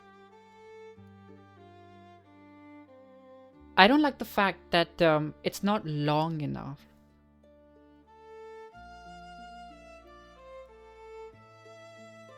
It needs to be longer itself, which I think is fine. I think it works well. Okay, I really do. Obviously, with the main thruster itself, you might want to bring it a little bit further out like that. The particles on this one seems to be a bit bigger than on that one, so you might want to go in the initialized particles over here, have a look at this. Maybe they're just too big. Maybe you want to do like a 400 here or something like that. Honestly, it's really up to you. You could, I mean, I've tried with 600. I think it was fine. There's various different methods here. Like, you could increase the girth of this. So, for example, you could do this increase the girth by 2, something like that, right? Or you could do this 1 by 1. So make it like that if you want to. Again, it's, as I said, it's up to you how you decide to make the shape of this. It's not much else that we can do here. You can obviously play around with things like drag. So make this dragging down so it kind of like stops a lot closer here. You can also look at possibly adding another sort of like another scale into things. So we've obviously got like a system in which we can do the sprite size, but you could do maybe, you know, for this dynamic parameter, you could do here something else, maybe like 2 values instead of 1. Maybe you want to have more at the front, so more of a pronunciation of heat at the front and then less at the back. Again, sky is really the limit on this, but again, you can always go for the thruster heat a lot higher to see it, but it might just be a bit too much. So 0.05 or 2 or 3 seems to be just about right. Okay, now one last bit is the light. So I can just take this system here. So if I make this thruster heat like 0.03, is it gonna be longer? No, it's just gonna be more intense. I think that's a little bit too much. I don't. It's kind of going crazy. 0.01 was better. Yeah, that's a more subtle effect. Drop it in so we have a second one. Wait, what did you just do? This system here. Drop it in so we have a second. Okay. Now, one last bit is the light. So I can just take this system here, drop it in so we have a second one. We won't need something like a dynamic parameter. We won't need a drag. Won't need a scale sprite size or scale sprite. You know, anything like forces and velocity. Anything like that. We don't need a sub UV animation. We don't even need a sprite render, to be honest.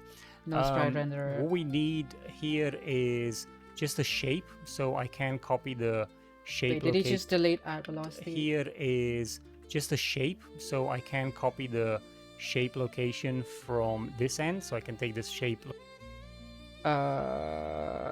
Shape location. Copy. Location cylinder. Drop it over here into our particle spawn, and we have the initialized particle, which is fine. Now the life of this, I would just go for like a direct set to initialize particle direct set was 0.1. Let's just actually spawn a light, so I can go to render, click this plus button, and look for light renderer. The light renderer, you don't, I mean, there are some changes that you can do here, like, let's click the fix issue first. So in here we can use the inverse square fall off. You can turn that off. Inverse square fall off. You can add the effect translucency, and then you can add an effect scale brightness in there. We do want to go to the spawn render. Again, this might be an amount that you might want to do. I'm not really sure. Where you have the, this random uniform size for sprite, it's not a sprite, so you can actually just push that all away. Oh, cool. Again, now we still can't see the light, and that obviously can be a problem. You can kind of see where it's being generated if you click this eye over here, just to kind of see where, but it's not shining on anything. So we're going to add a color, and we're going to make it sort of appear, right? So we're just going to add a color over there. The color is it can be a curve, so I would recommend that you literally copy this color. So we when he says this color, he means the color of the thruster.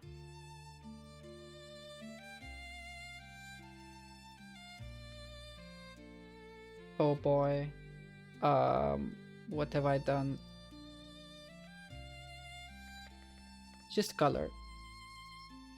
Okay, we're gonna delete you. And particle state color.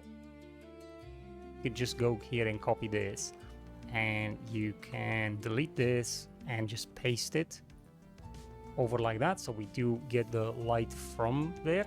But let's just make it so that it actually shows up, because not being able to see the light is a bit odd. So maybe like a radius scale of 2. Okay. We're gonna see the difference here. That did absolutely nothing. What the hell?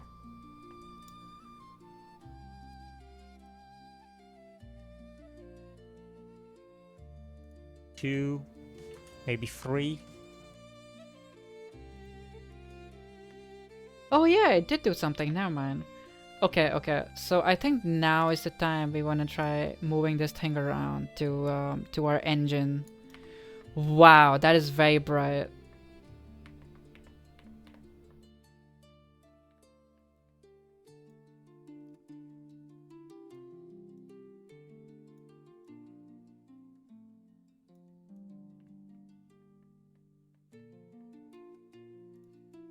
Maybe 2. Maybe 2 is fine. I agree, my man. 2 is indeed fine. Where exactly is the light spawning? Oh! That's like a glitch in the matrix or something.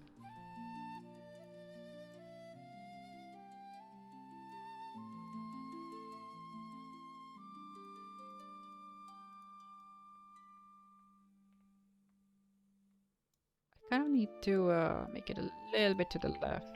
No, a little bit to the right. That looks about right.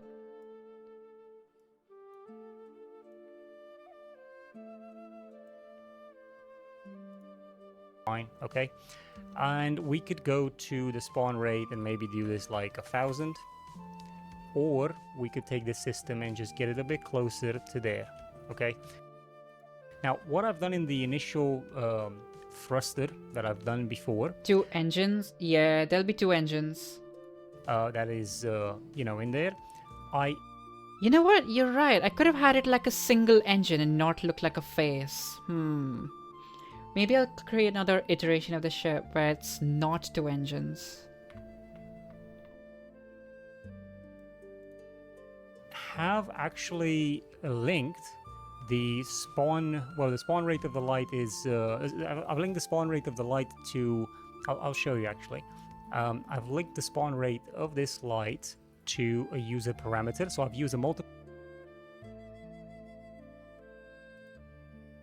What did he just do? The spawn rate of the light to spawn, well, the spawn rate of the light is, I've linked the spawn rate of the spawn, well, the spawn rate of the light is, I've linked the spawn rate of the light to, I'll show you actually. I've linked the spawn rate of this light to a user parameter, so I've used a multiply float by the thruster spawn rate and a 0.1 value.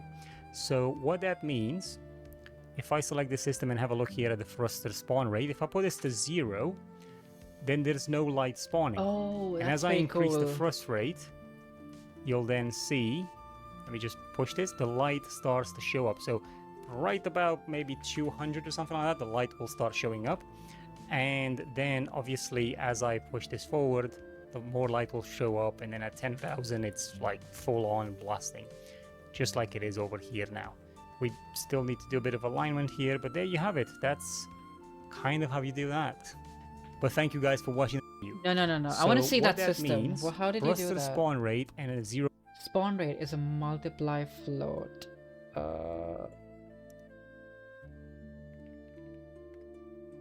And then A is the thrust spawn rate. 0.1. Okay.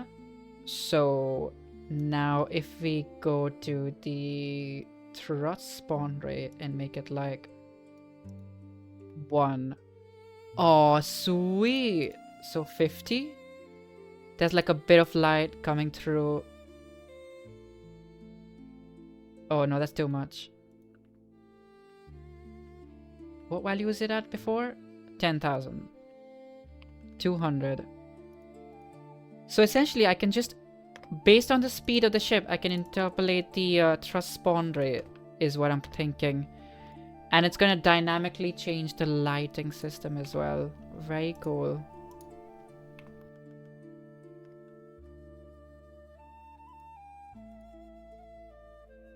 I think the heat distortion should also be linked to that, if I'm being honest. Maybe I can call it heat distortion. And this one is the light emission.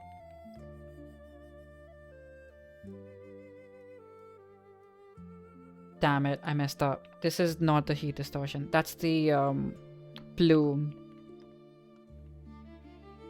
This is the heat distortion.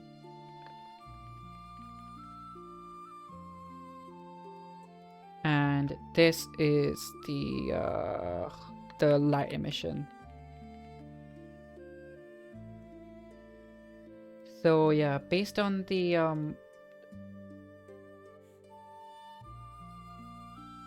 oh, stupid underscores. Go away. Ooh, hey Jess, how you doing? I'm working on some fun stuff today. Oh man. kind of boring, but at the same time, it's so cool to look at. I'm good. Yourself? Very good. It's been an exciting day. I'm learning new things. That looks fire. Ha ha ha. Ha ha. I get it. But yeah, no. I've been working on this like particle system where I'm literally just following this tutorial. Dad joke of the day. You did a good job. I have to say.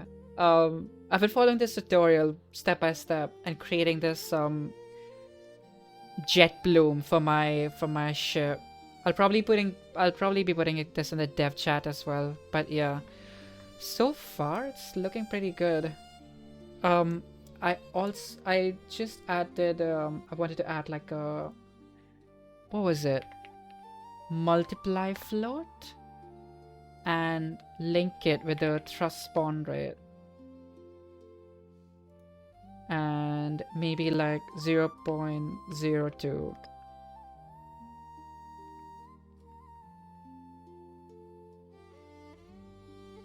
So there's a bit of heat distortion going on.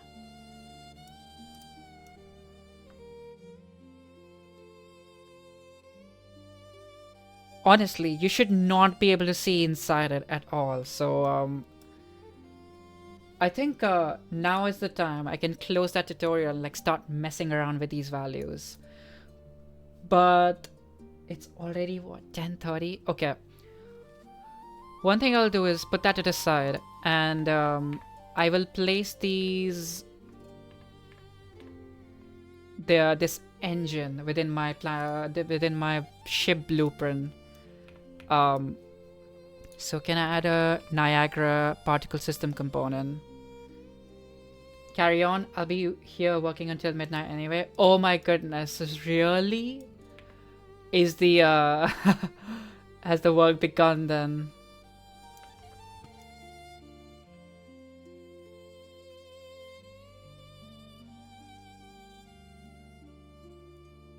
Yeah, safe to say I will not be working on this until midnight.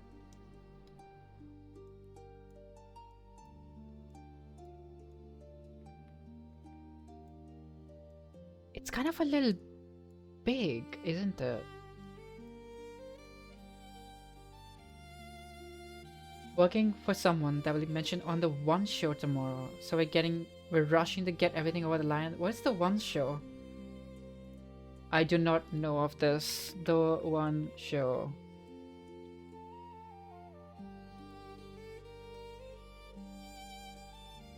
It's a BBC program.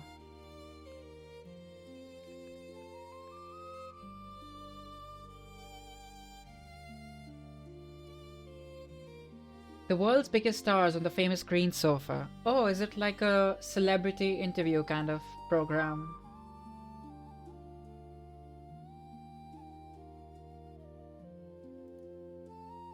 That's pretty huge. Oh my goodness. That's a huge project to be working on.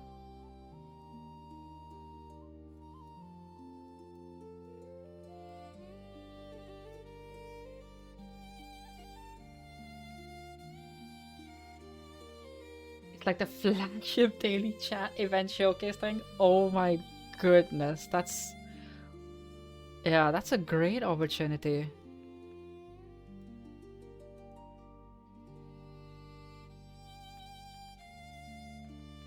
Okay, the one thing that I don't really like is how you can't really see the plume head on.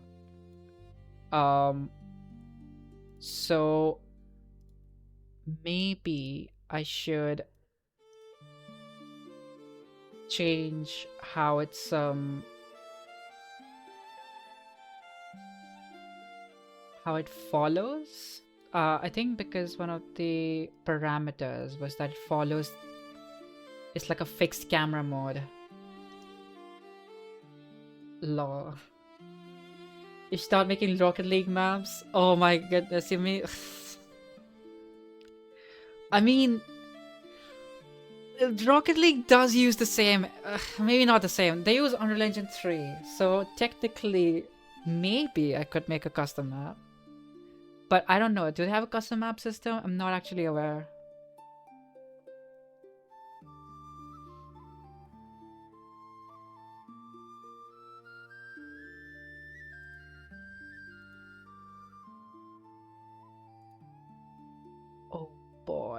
fixed bounds? No. Swear they moved to 4? Did they?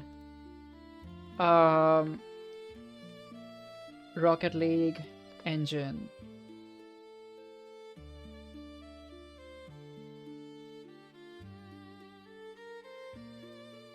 It says it's moving to UE5. It's currently on 3. But they're still undergoing the move.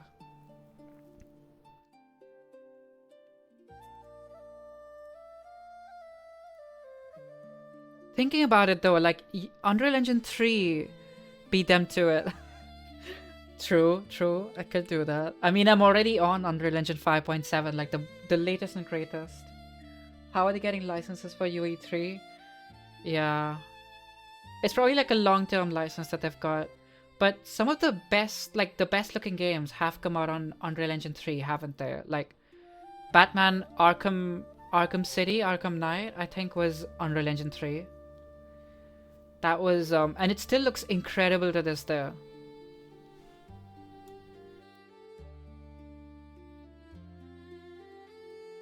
So yeah, it's still a very good engine to, very well optimized as well.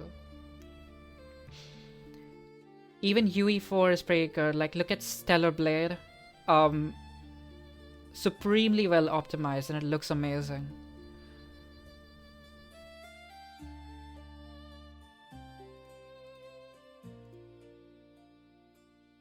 Right, I'm looking for that setting which is related to the camera. Is it initialize particle? No.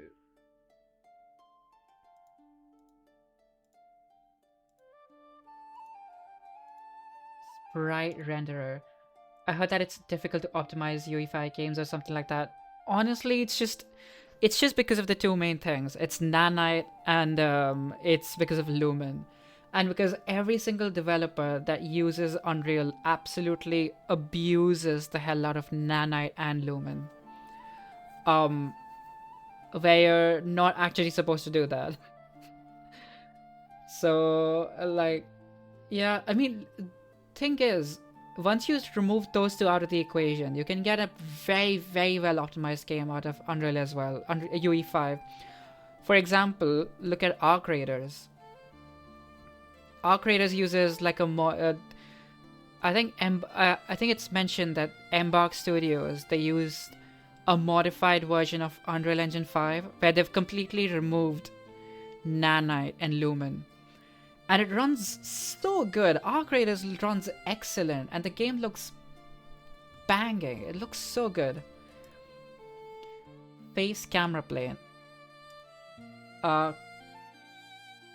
Automatic.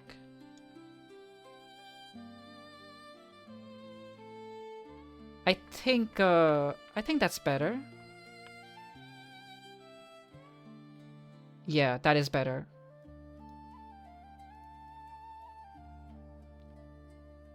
Can I please remove the distance-based camera speed? Thank goodness. What are your PC specs? I've got I'm gonna put that in chat. One sec. Ryzen 9 5900X for the CPU. I've got an RTX 5070 Ti for my GPU. And 32 gigs of DDR4 RAM because, well, of course it's DDR4.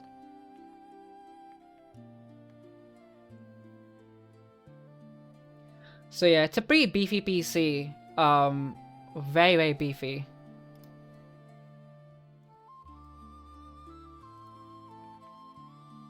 And boop. It is pretty sick. This PC is gonna last me like a while. A very, very long time. Okay, there are a few things I want to modify about this plume. Like, you really should not be able to see the inside of an engine like this. Like, that should be like completely blown out.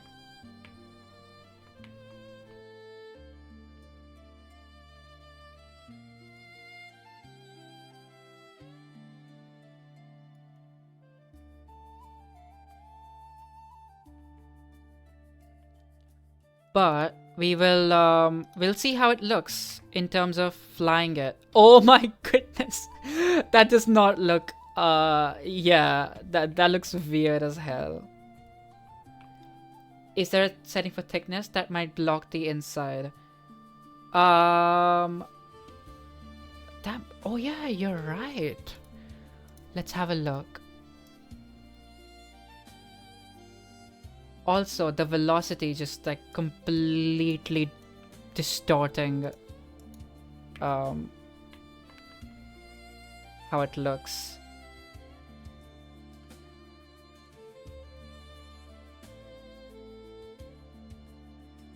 Right, let's see. What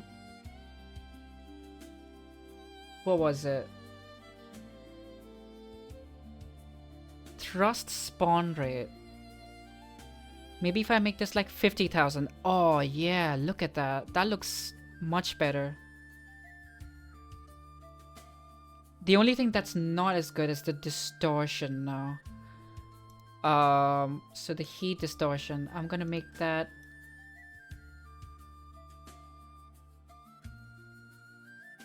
back to what it used to be, honestly. I'll just reset that to 0. Wait, it wasn't 0. How much was it? I forgot.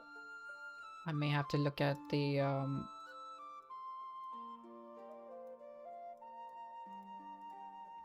50? I may have to look at the video again to see what that value was.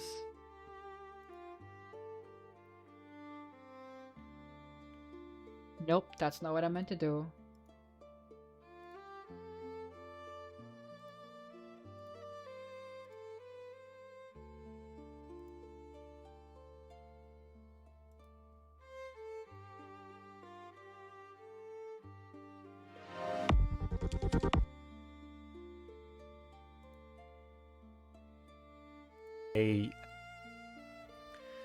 So we could just go from curve, and my god, look at that. So I'm just for the parameter, make sure that's set up right, okay? Because for the that we want to make sure the velocity animation just to be, and we do need to look at the initial. I'll just mute that. This chill music could keep me company for hours. That's why I put like fantasy music whenever I'm working on stuff. It's just like the time actually just flies. It's almost 2 hours. That's crazy.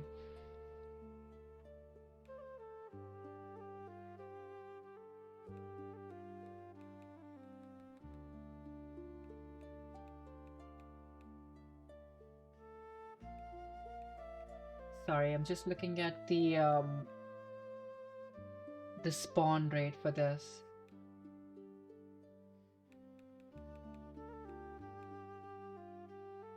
Did I miss it? I might have missed it.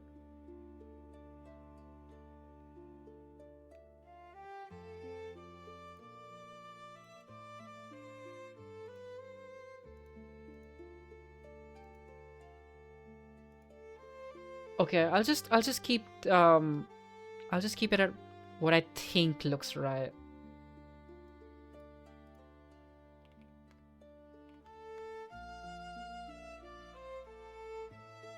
I think that looks right.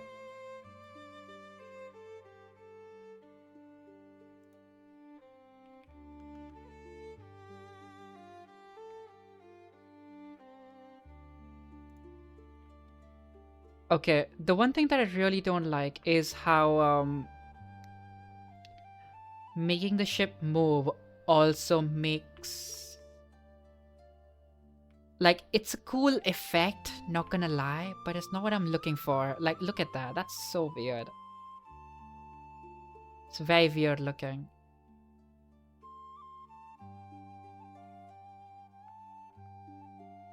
And I do not know how to change that exactly.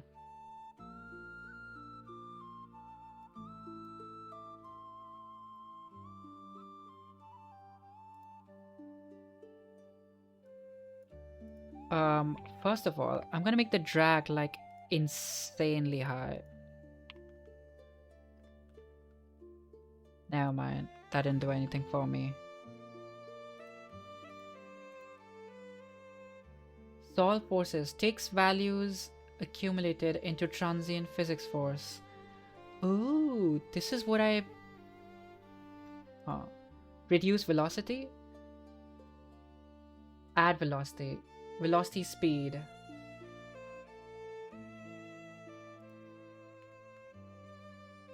The thing is, I don't think this is... Yeah, this doesn't really... Aww.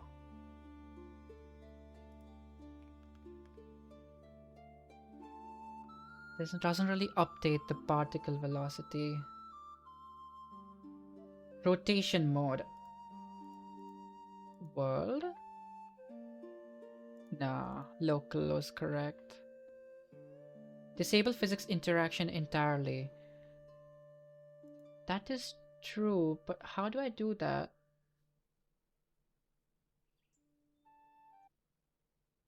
Oh, my music just went away.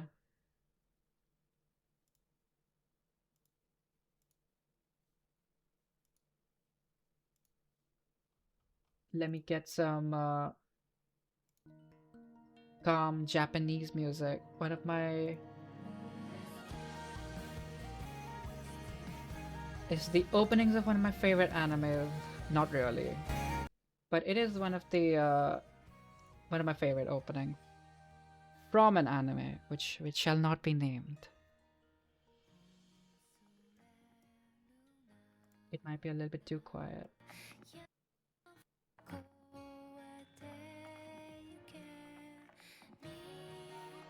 Yeah. Speed limit. Limit the magnitude of particle velocity. I think acceleration limit. I think... No. That's not what it is. Why should it not be named? Let's just say the main character in this anime is like the worst guy in the world, and just when you think he's about to have a redemption arc, he just does the worst possible things again. It's like the most frustrating anime to watch because it's actually just jaw-droppingly beautiful, but the main character is horrible.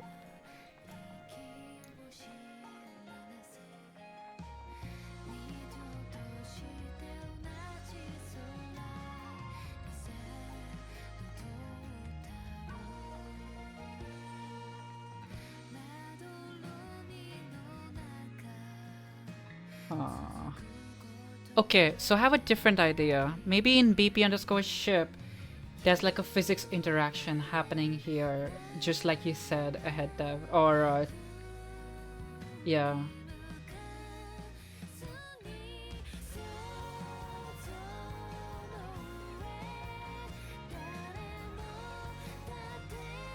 Niagara tick behavior.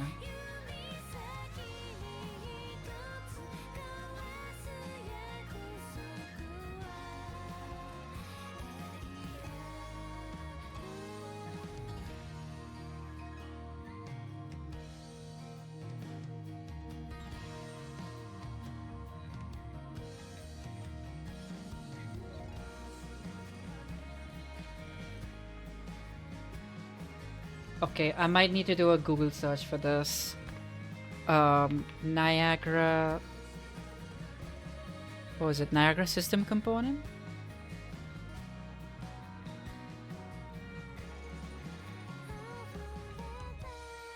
Moving with actor.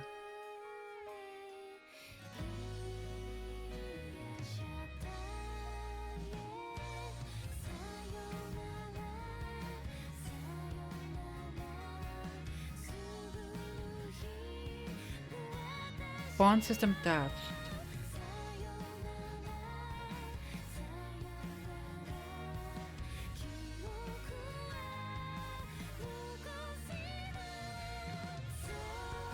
I believe this might be a question for AI. In Unreal, I have a Niagara particle system component, and I've attached it to a moving actor. The particle extend for some reason when the actor is moving. How do I prevent this?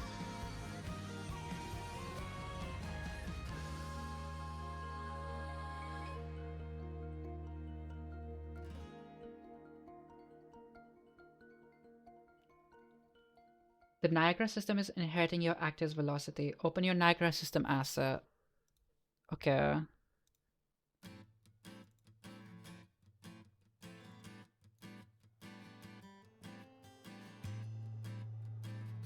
In the system or emitter attributes, enable local space so particles stay relative to the component instead of the world. I do not know where that is.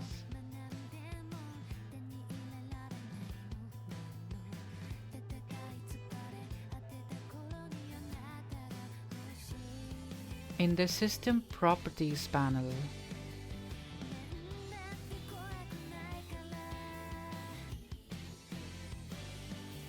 is it this? Local space.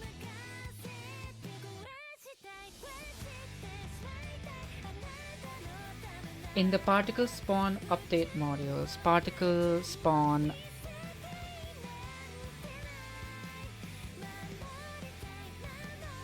remove or disable any inherit velocity, inherit source movement modules. I've got an add velocity, but no inherit velocity.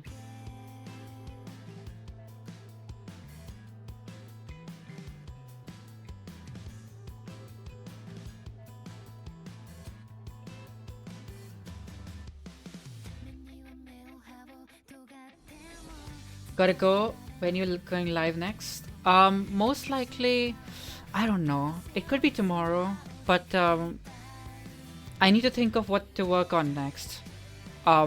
Because currently I haven't quite decided where I'm going from here. Most likely, I think I want to sort out the collision system before moving on to the bigger stuff. Because after this, I think I'll have to implement the ship grid system. So a package or a box can be attached to a ship, and then after that, I think that's my first gameplay loop. The mechanics are kind of there. So yeah, depending on when I decide to work on it. If I'm too mentally tired tomorrow, I may not work on it, but I'll still try to get a stream. So tomorrow or day after is the TLDR.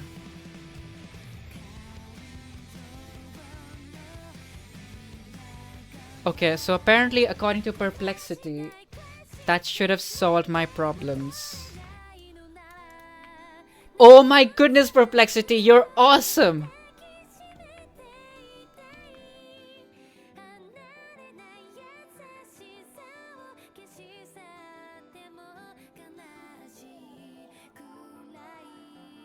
Sounds good. See ya.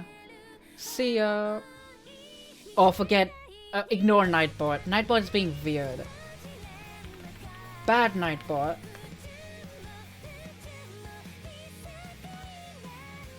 All hail AI.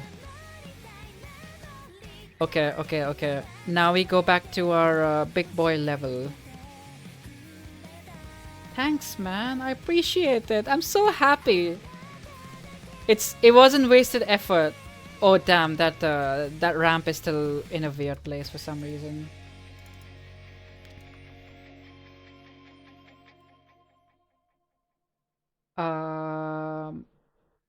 Ramp?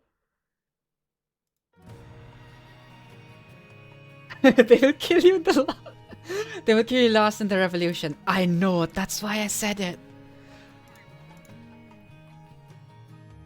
Okay. So I can open a ramp. Very cool. Forget the fact that it looks weird as hell.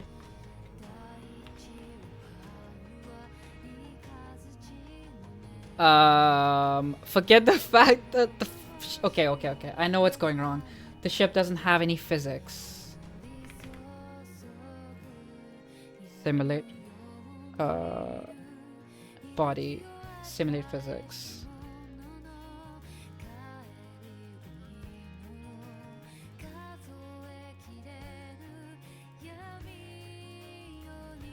Yay!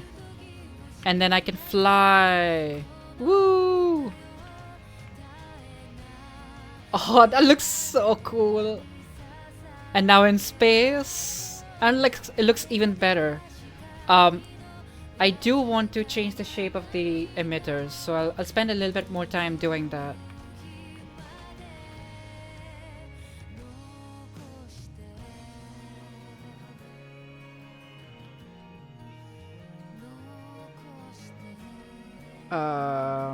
Let's see. Also, I want to tie the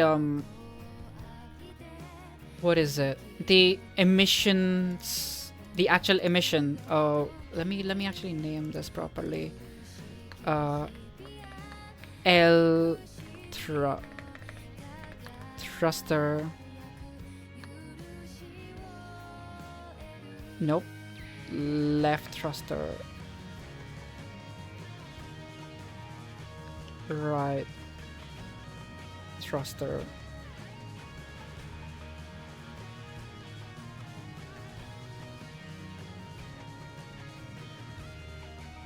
I can change the scale of it.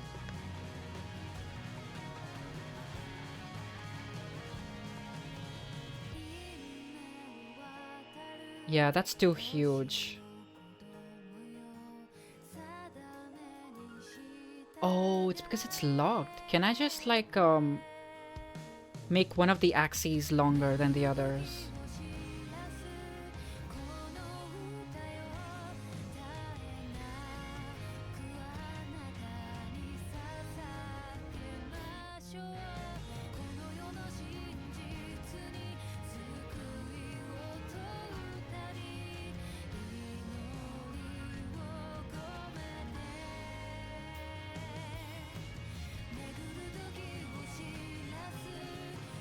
I think that did work.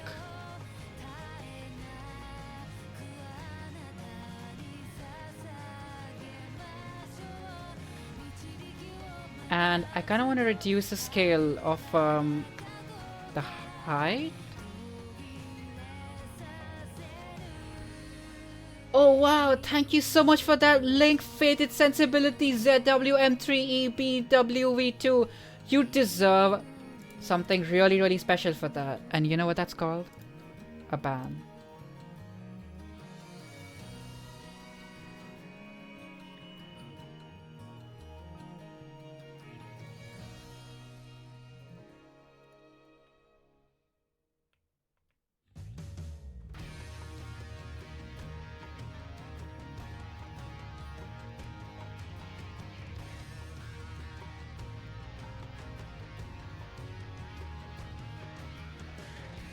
Okay, so one of the things that's my current gripe is that it's a bit too long.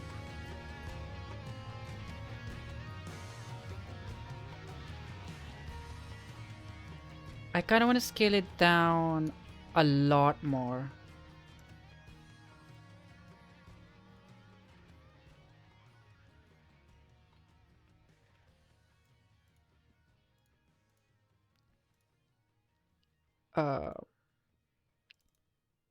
Thrusters.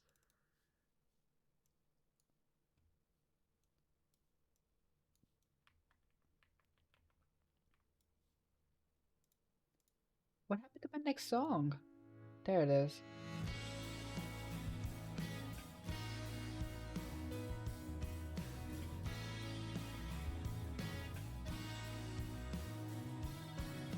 Um...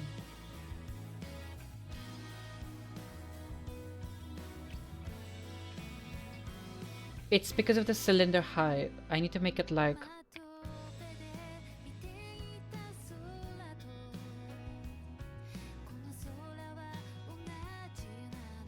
Oh, that's still too long.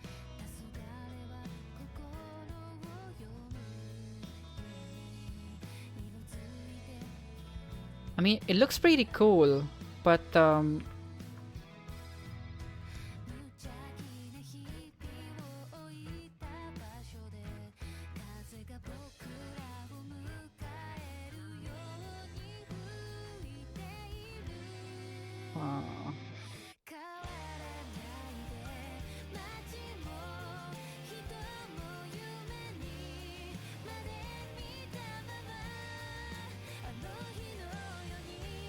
particle state, attraction strength. Is it this? No.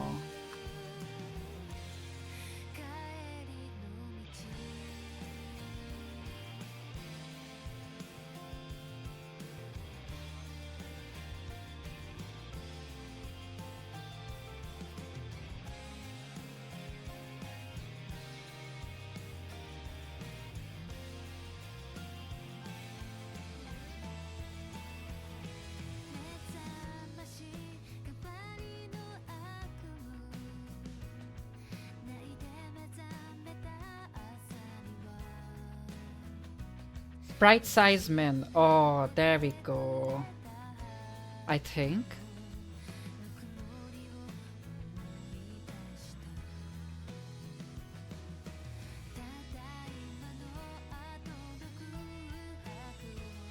Honestly, I kind of want to keep a backup of this first. So, I will do a git commit.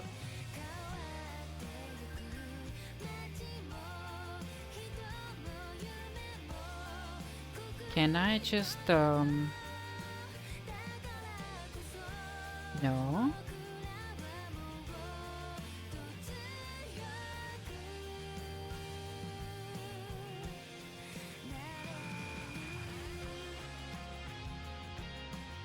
Why does it look so weird?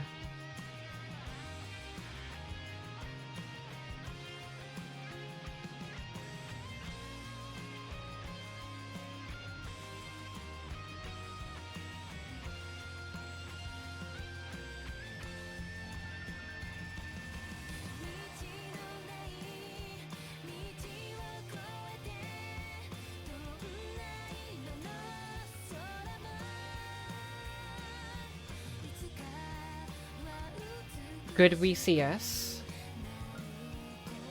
You got a wireless thruster. Oh man, I was hoping it would just like... Okay, honestly, can I just copy the location values of this? Paste. And boom.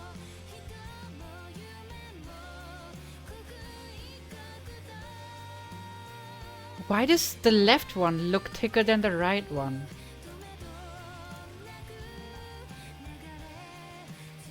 Is it just me? No, it's not just me.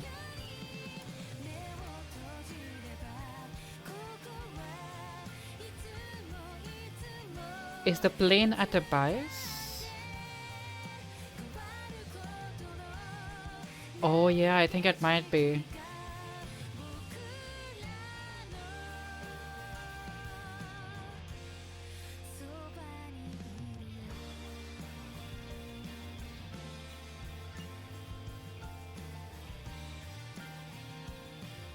Okay, I'm gonna do a very quick test. Pixel coverage mode. No, it's not that one. Facing mode. Custom facing vector. Nope, that's what I meant to see. Does that look any different? Compile. No, it does not look any different. Oh, the next one is my favorite one.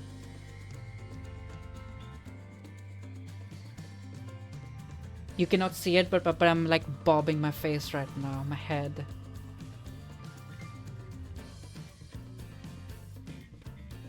No, for some reason, this boy is thicker than this boy.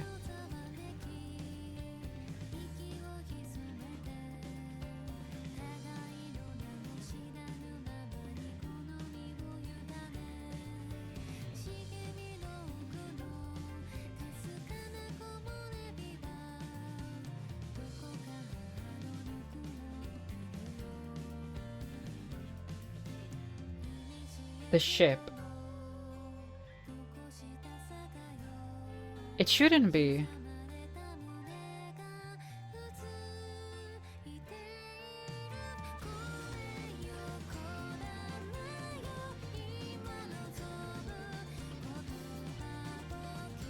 You know what? Let me just move it to the left. See, it's still the same size.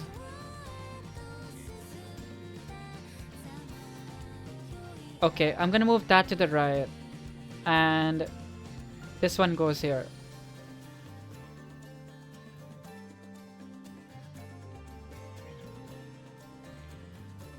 Right. What I'll do is I'll delete that once again. And then we'll create another copy of it. What? It's a direct copy! What am I supposed to do here?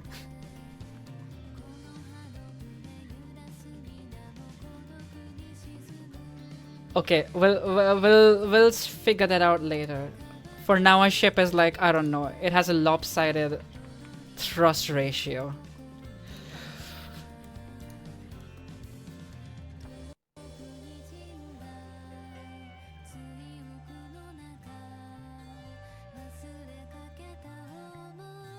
It's a feature, not a bug. Exactly, exactly.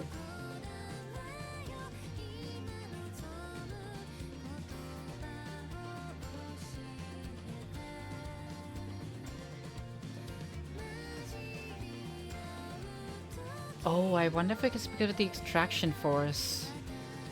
It could be. It could be.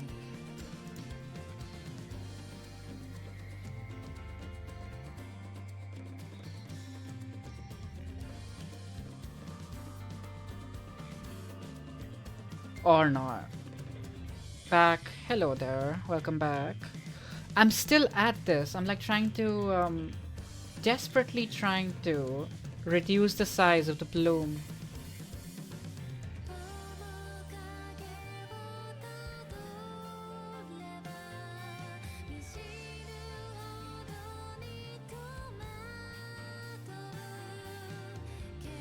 I tried cylinder height, but it's not that.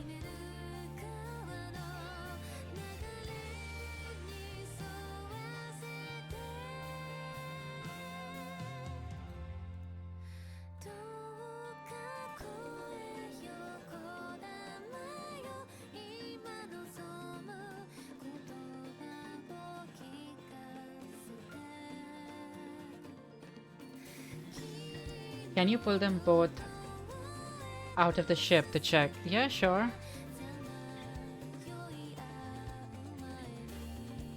Wait.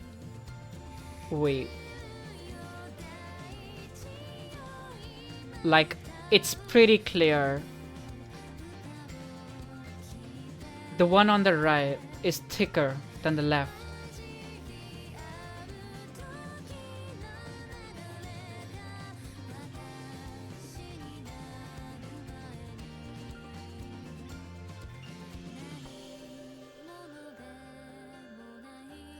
You sure it's not radius?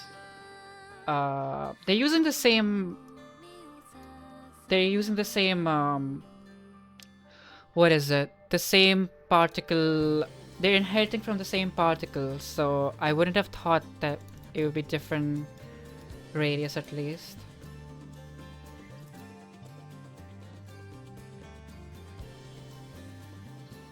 Wait, is that what I... No, that's the heat distortion. What if I just make this 1, 1, 1, and 1? Wait, that's kind of what I want. Maybe not, but like...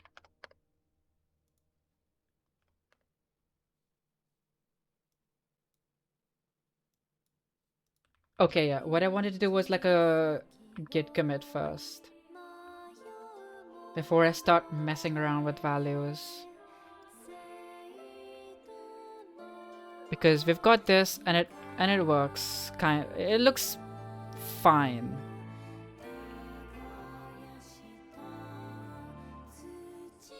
The lighting is gone weird.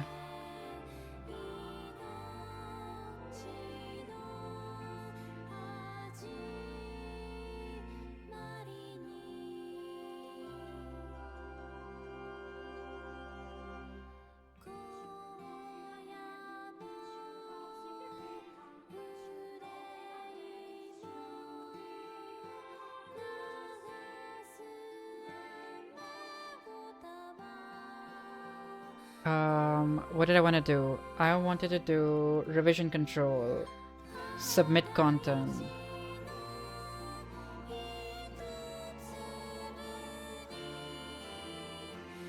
Yep, that's added. Niagara system.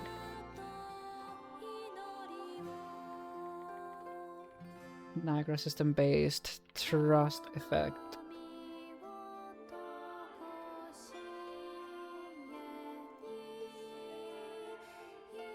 Yeah, whatever, that's fine. Cool, so now we can mess around with things without too much trouble.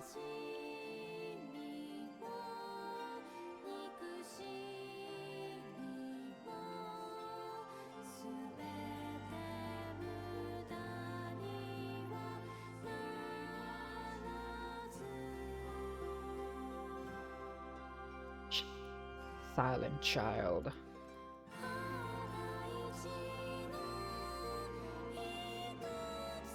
It's 11 o'clock. I need sleep.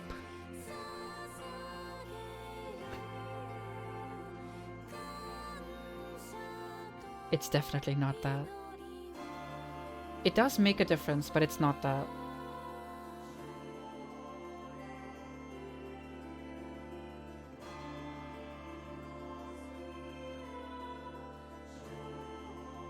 Good night, G. Let's see what tomorrow brings. Yeah, see you tomorrow. Have a good night. Bye-bye.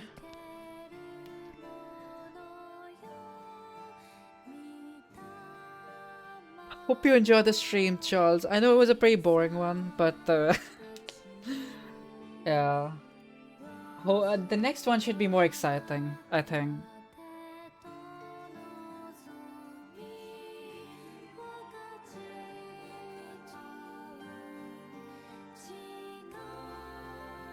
Okay, let's like completely remove these values. Matter these well because I'm getting distracted. No problem, that's fine. I'm guessing it's because of the music. We'll go back to like normal fantasy music. And I want company time. Ooh. Yeah, all the best with your project though, Jess. Hope it goes well. I mean, knowing you, it'll probably go awesome.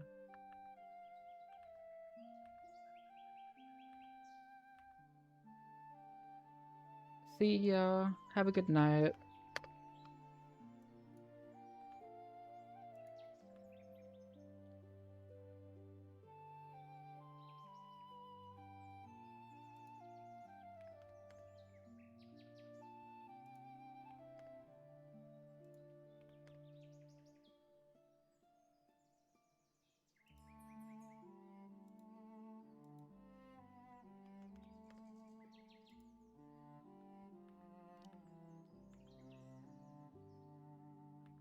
Okay, it's not these parameters for sure.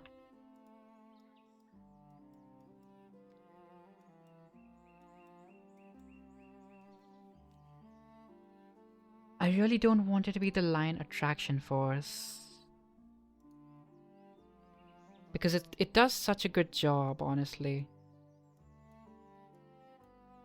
I have a feeling it might be the line attraction force. I drank my coffee at the wrong time, can't fall asleep. No! Oh, that's awful.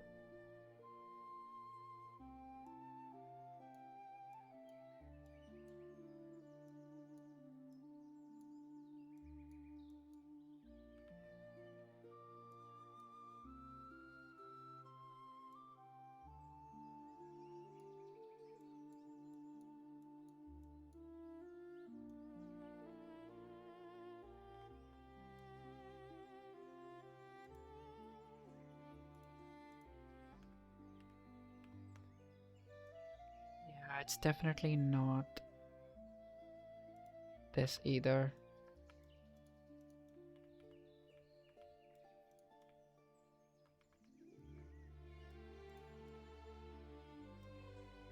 Are you working on more game dev stuff than head dev? Still, are you still on a tutorial?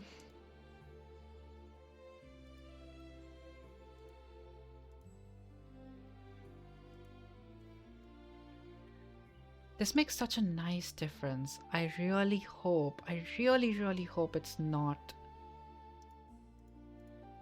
the attraction force causing the issue. Oh boy.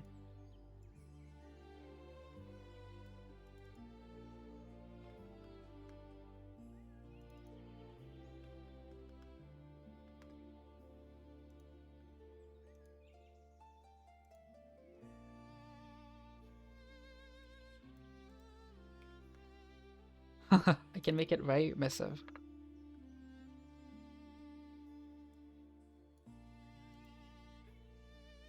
Rotational drag.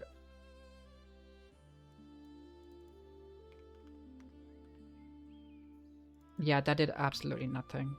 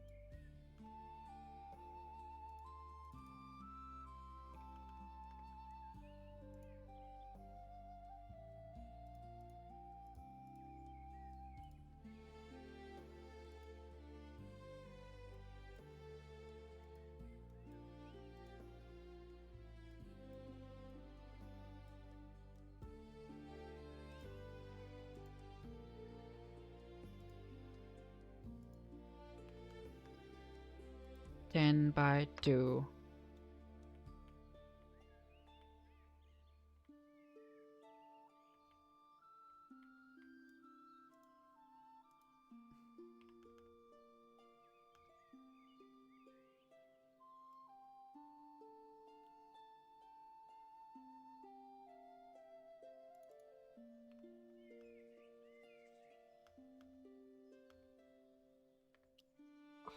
I have a feeling it might be the line attraction force.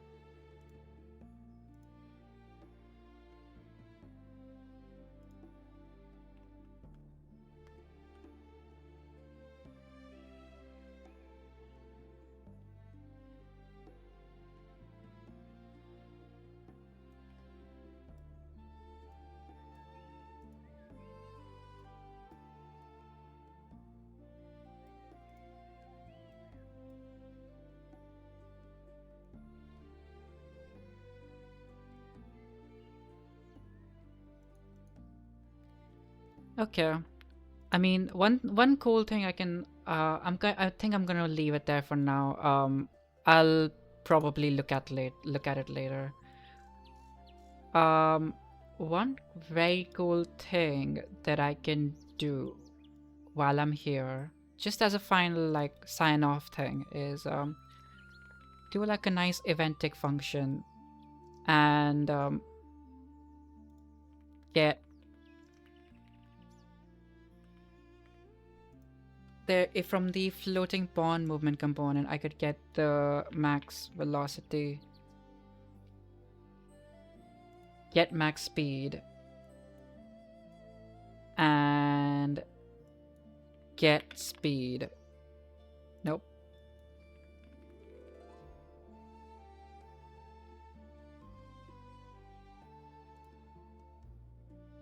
Get max speed is a floating point value.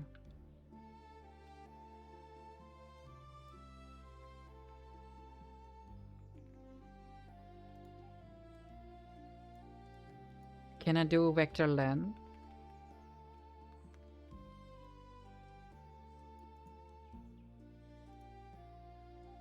And then I want to print string the vector length. Just so, yeah, that's definitely not right.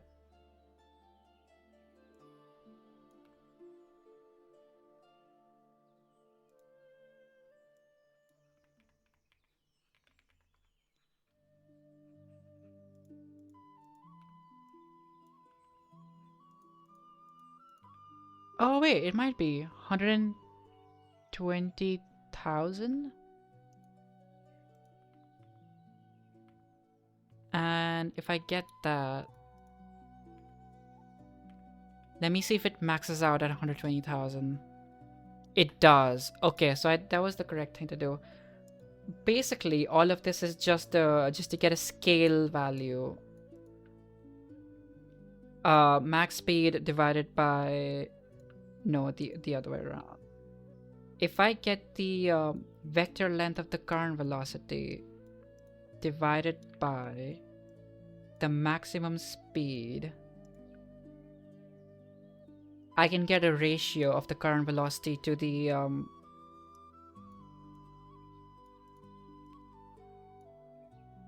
maximum speed.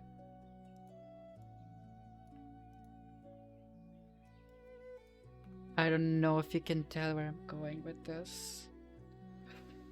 But what will that ratio do? So the more our velocity is going to be, will fast approach 0. Or not 0, but 1. Which means we can go get the left thruster, set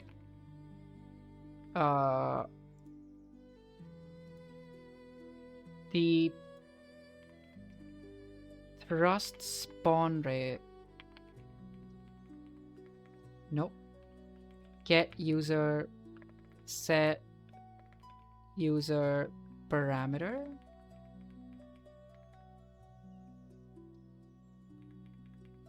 Can we not do like set user parameter for dynamically?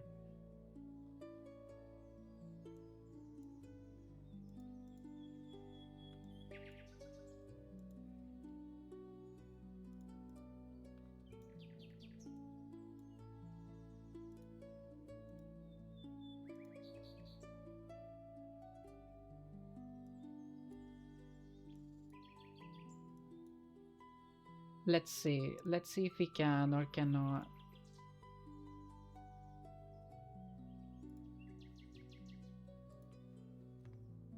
UE5 setting user Niagara user parameter in event graph.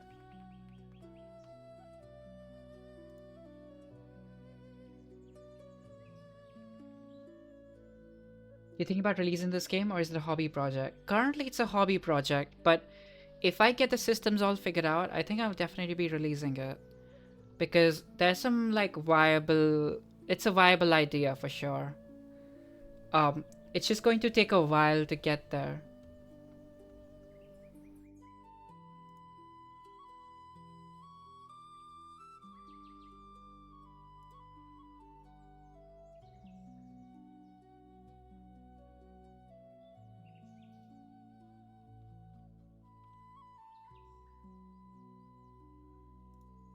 Set Niagara variable. That's really trash. Why can't I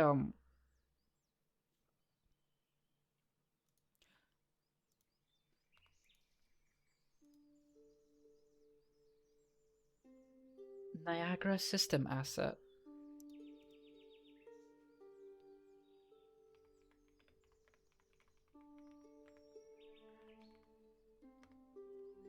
Get Niagara parameter collection from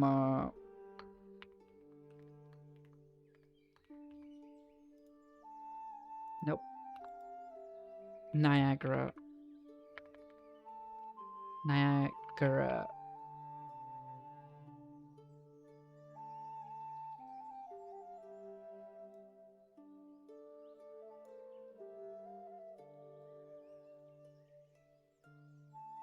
Get Niagara system asset. Okay.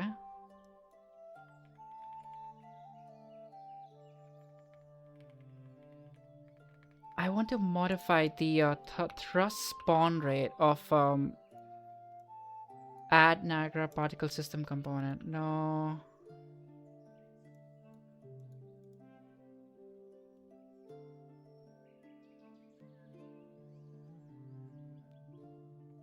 Get actor of class. No. It's not an actor. What even is it? Niagara system.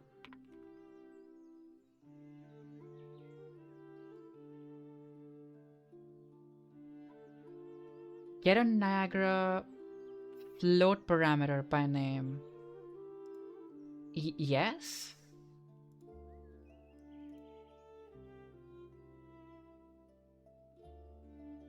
Thrust spawn rate. Or is it set Niagara variable float? I think that's what I want to do. Thrust spawn rate. Okay, first I want to get Niagara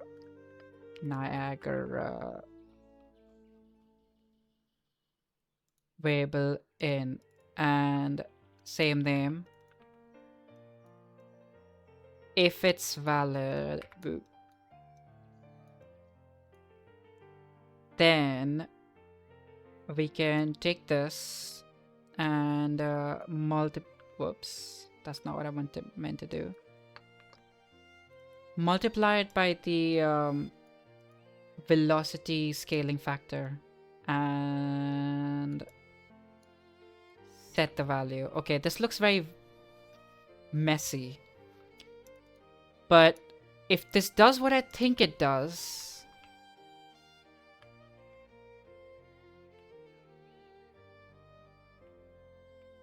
it doesn't do what I think it does. Okay.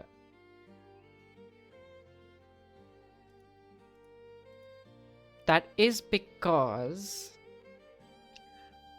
I did not store the default value of the Niagara variable, which is 25,000. So what I was supposed to do was multiply it by 25,000 instead.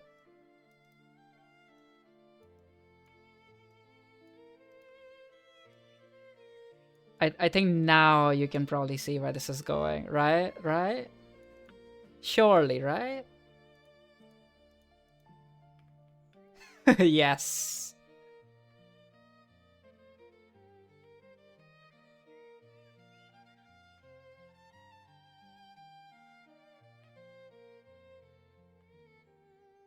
Yes, that actually works. So the higher your speed is, the more particles are gonna come out of the engine. So it makes no sense to have 0 particles. So I might have like a limit.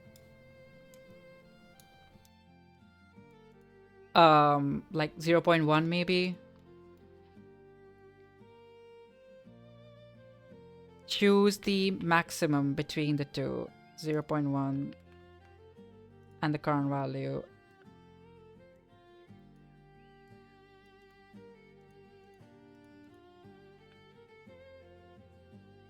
Okay, 0.1 is still very high. 0.01.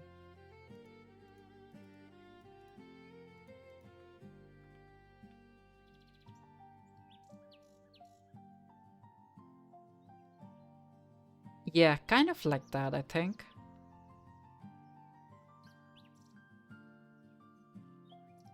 Not completely. What I really wanted to do was have a much smaller plume.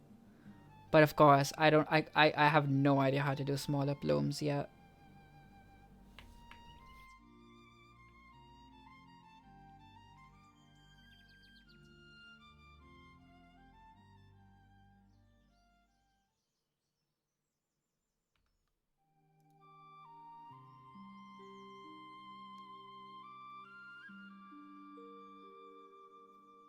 Can I'm wondering if I can make this a very slow increase.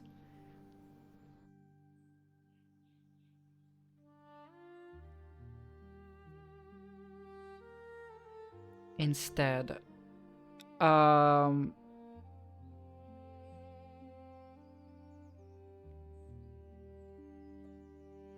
Maybe I should get like a square root of this. So,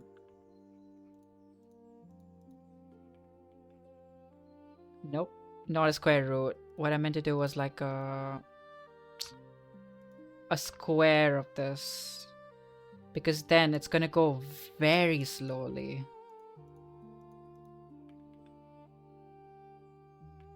Yeah, I think that's a bit better.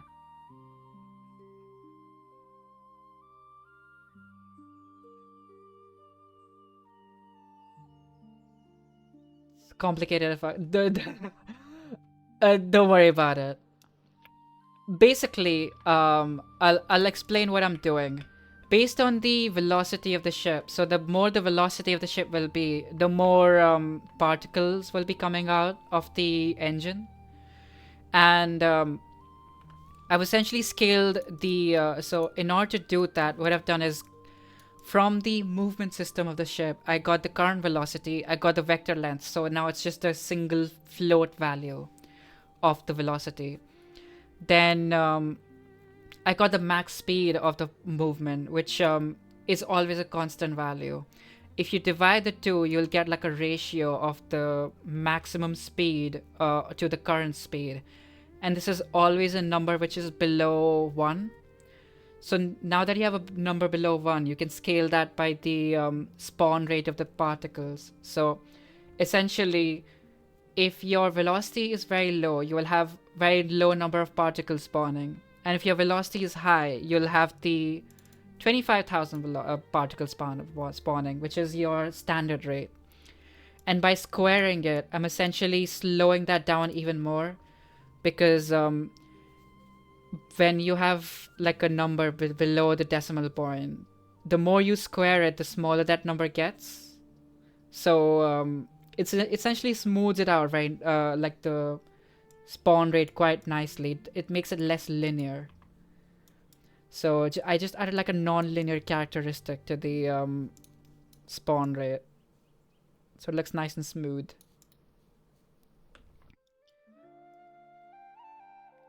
But yeah, now I'll be doing the same thing for the right thruster as well.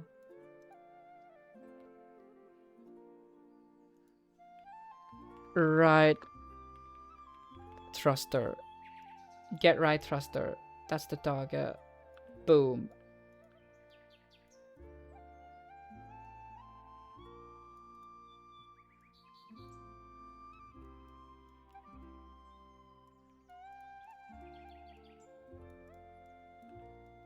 I'll make this neater, but for now, that actually pretty looks alright. And I'll add a comment. Scale the... Whoops. Particle spawning based on velocity.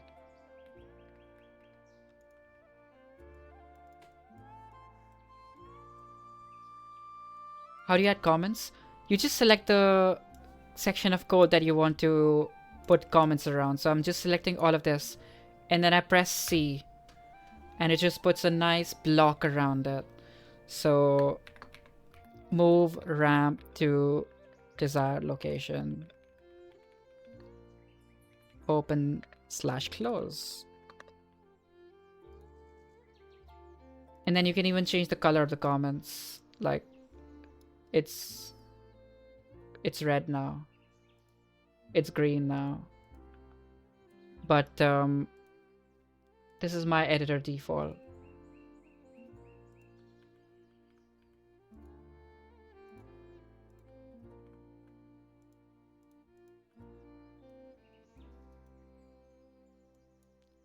Speaking of the ramp, I do need to update the code for update the locations for this.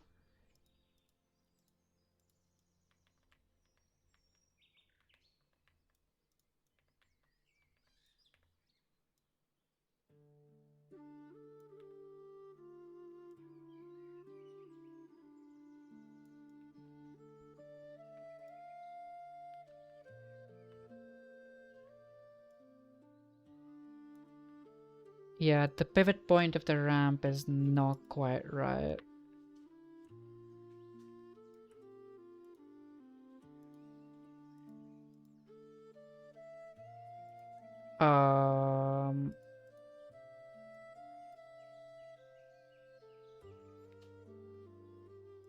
Ramp.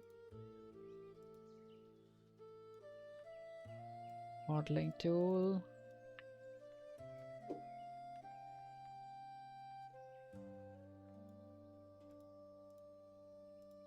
And edit pivot.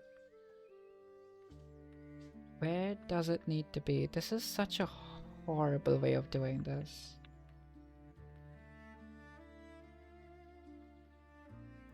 Can I please not do it like this? Yeah, I don't want to do it like this.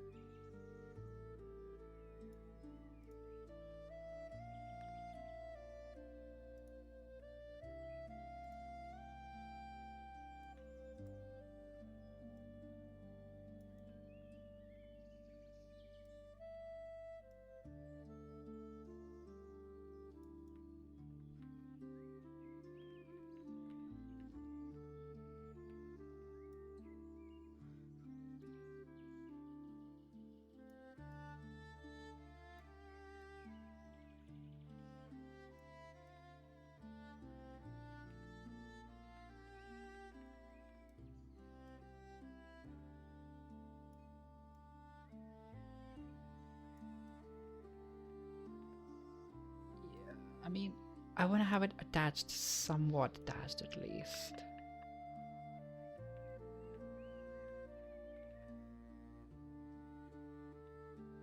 Cool. So now I can just copy those values and paste them in the event graph.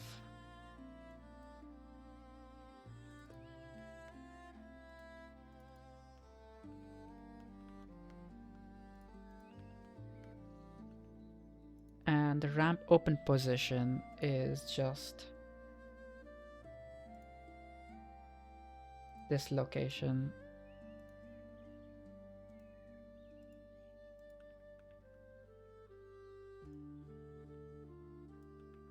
I don't know what that's just did, but okay.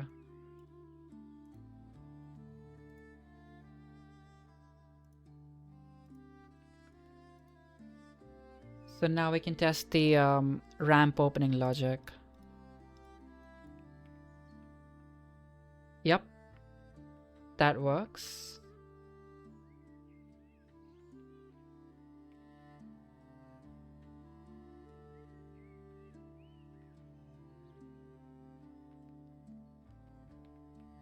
And now I can, yeah, it's very smooth.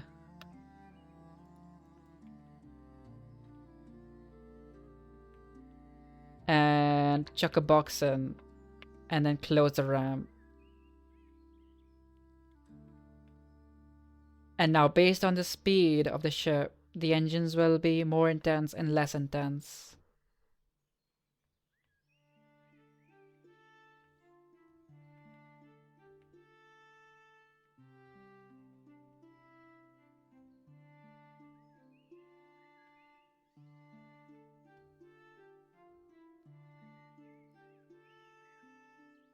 Oh, that does look pretty sweet in space. Of course, it makes no sense that space has fire, but we'll ignore that for now.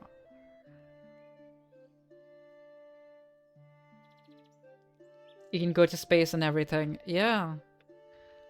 Um, my plan for this game is to have like a space station to go to as well. A space station, and there'll be several planets, not just the one planet. Transition was cold. Whee!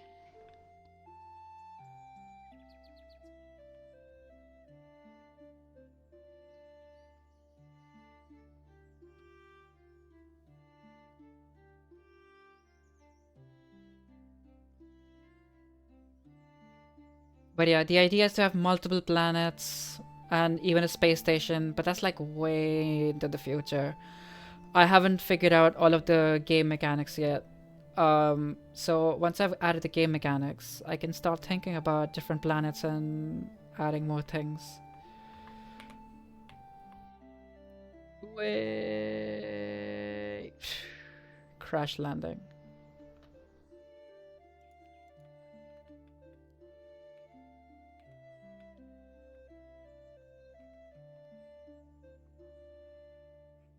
That Loki sounds fun. I know, right? It is right. It's gonna be amazing. I'm really looking forward to actually getting to that point.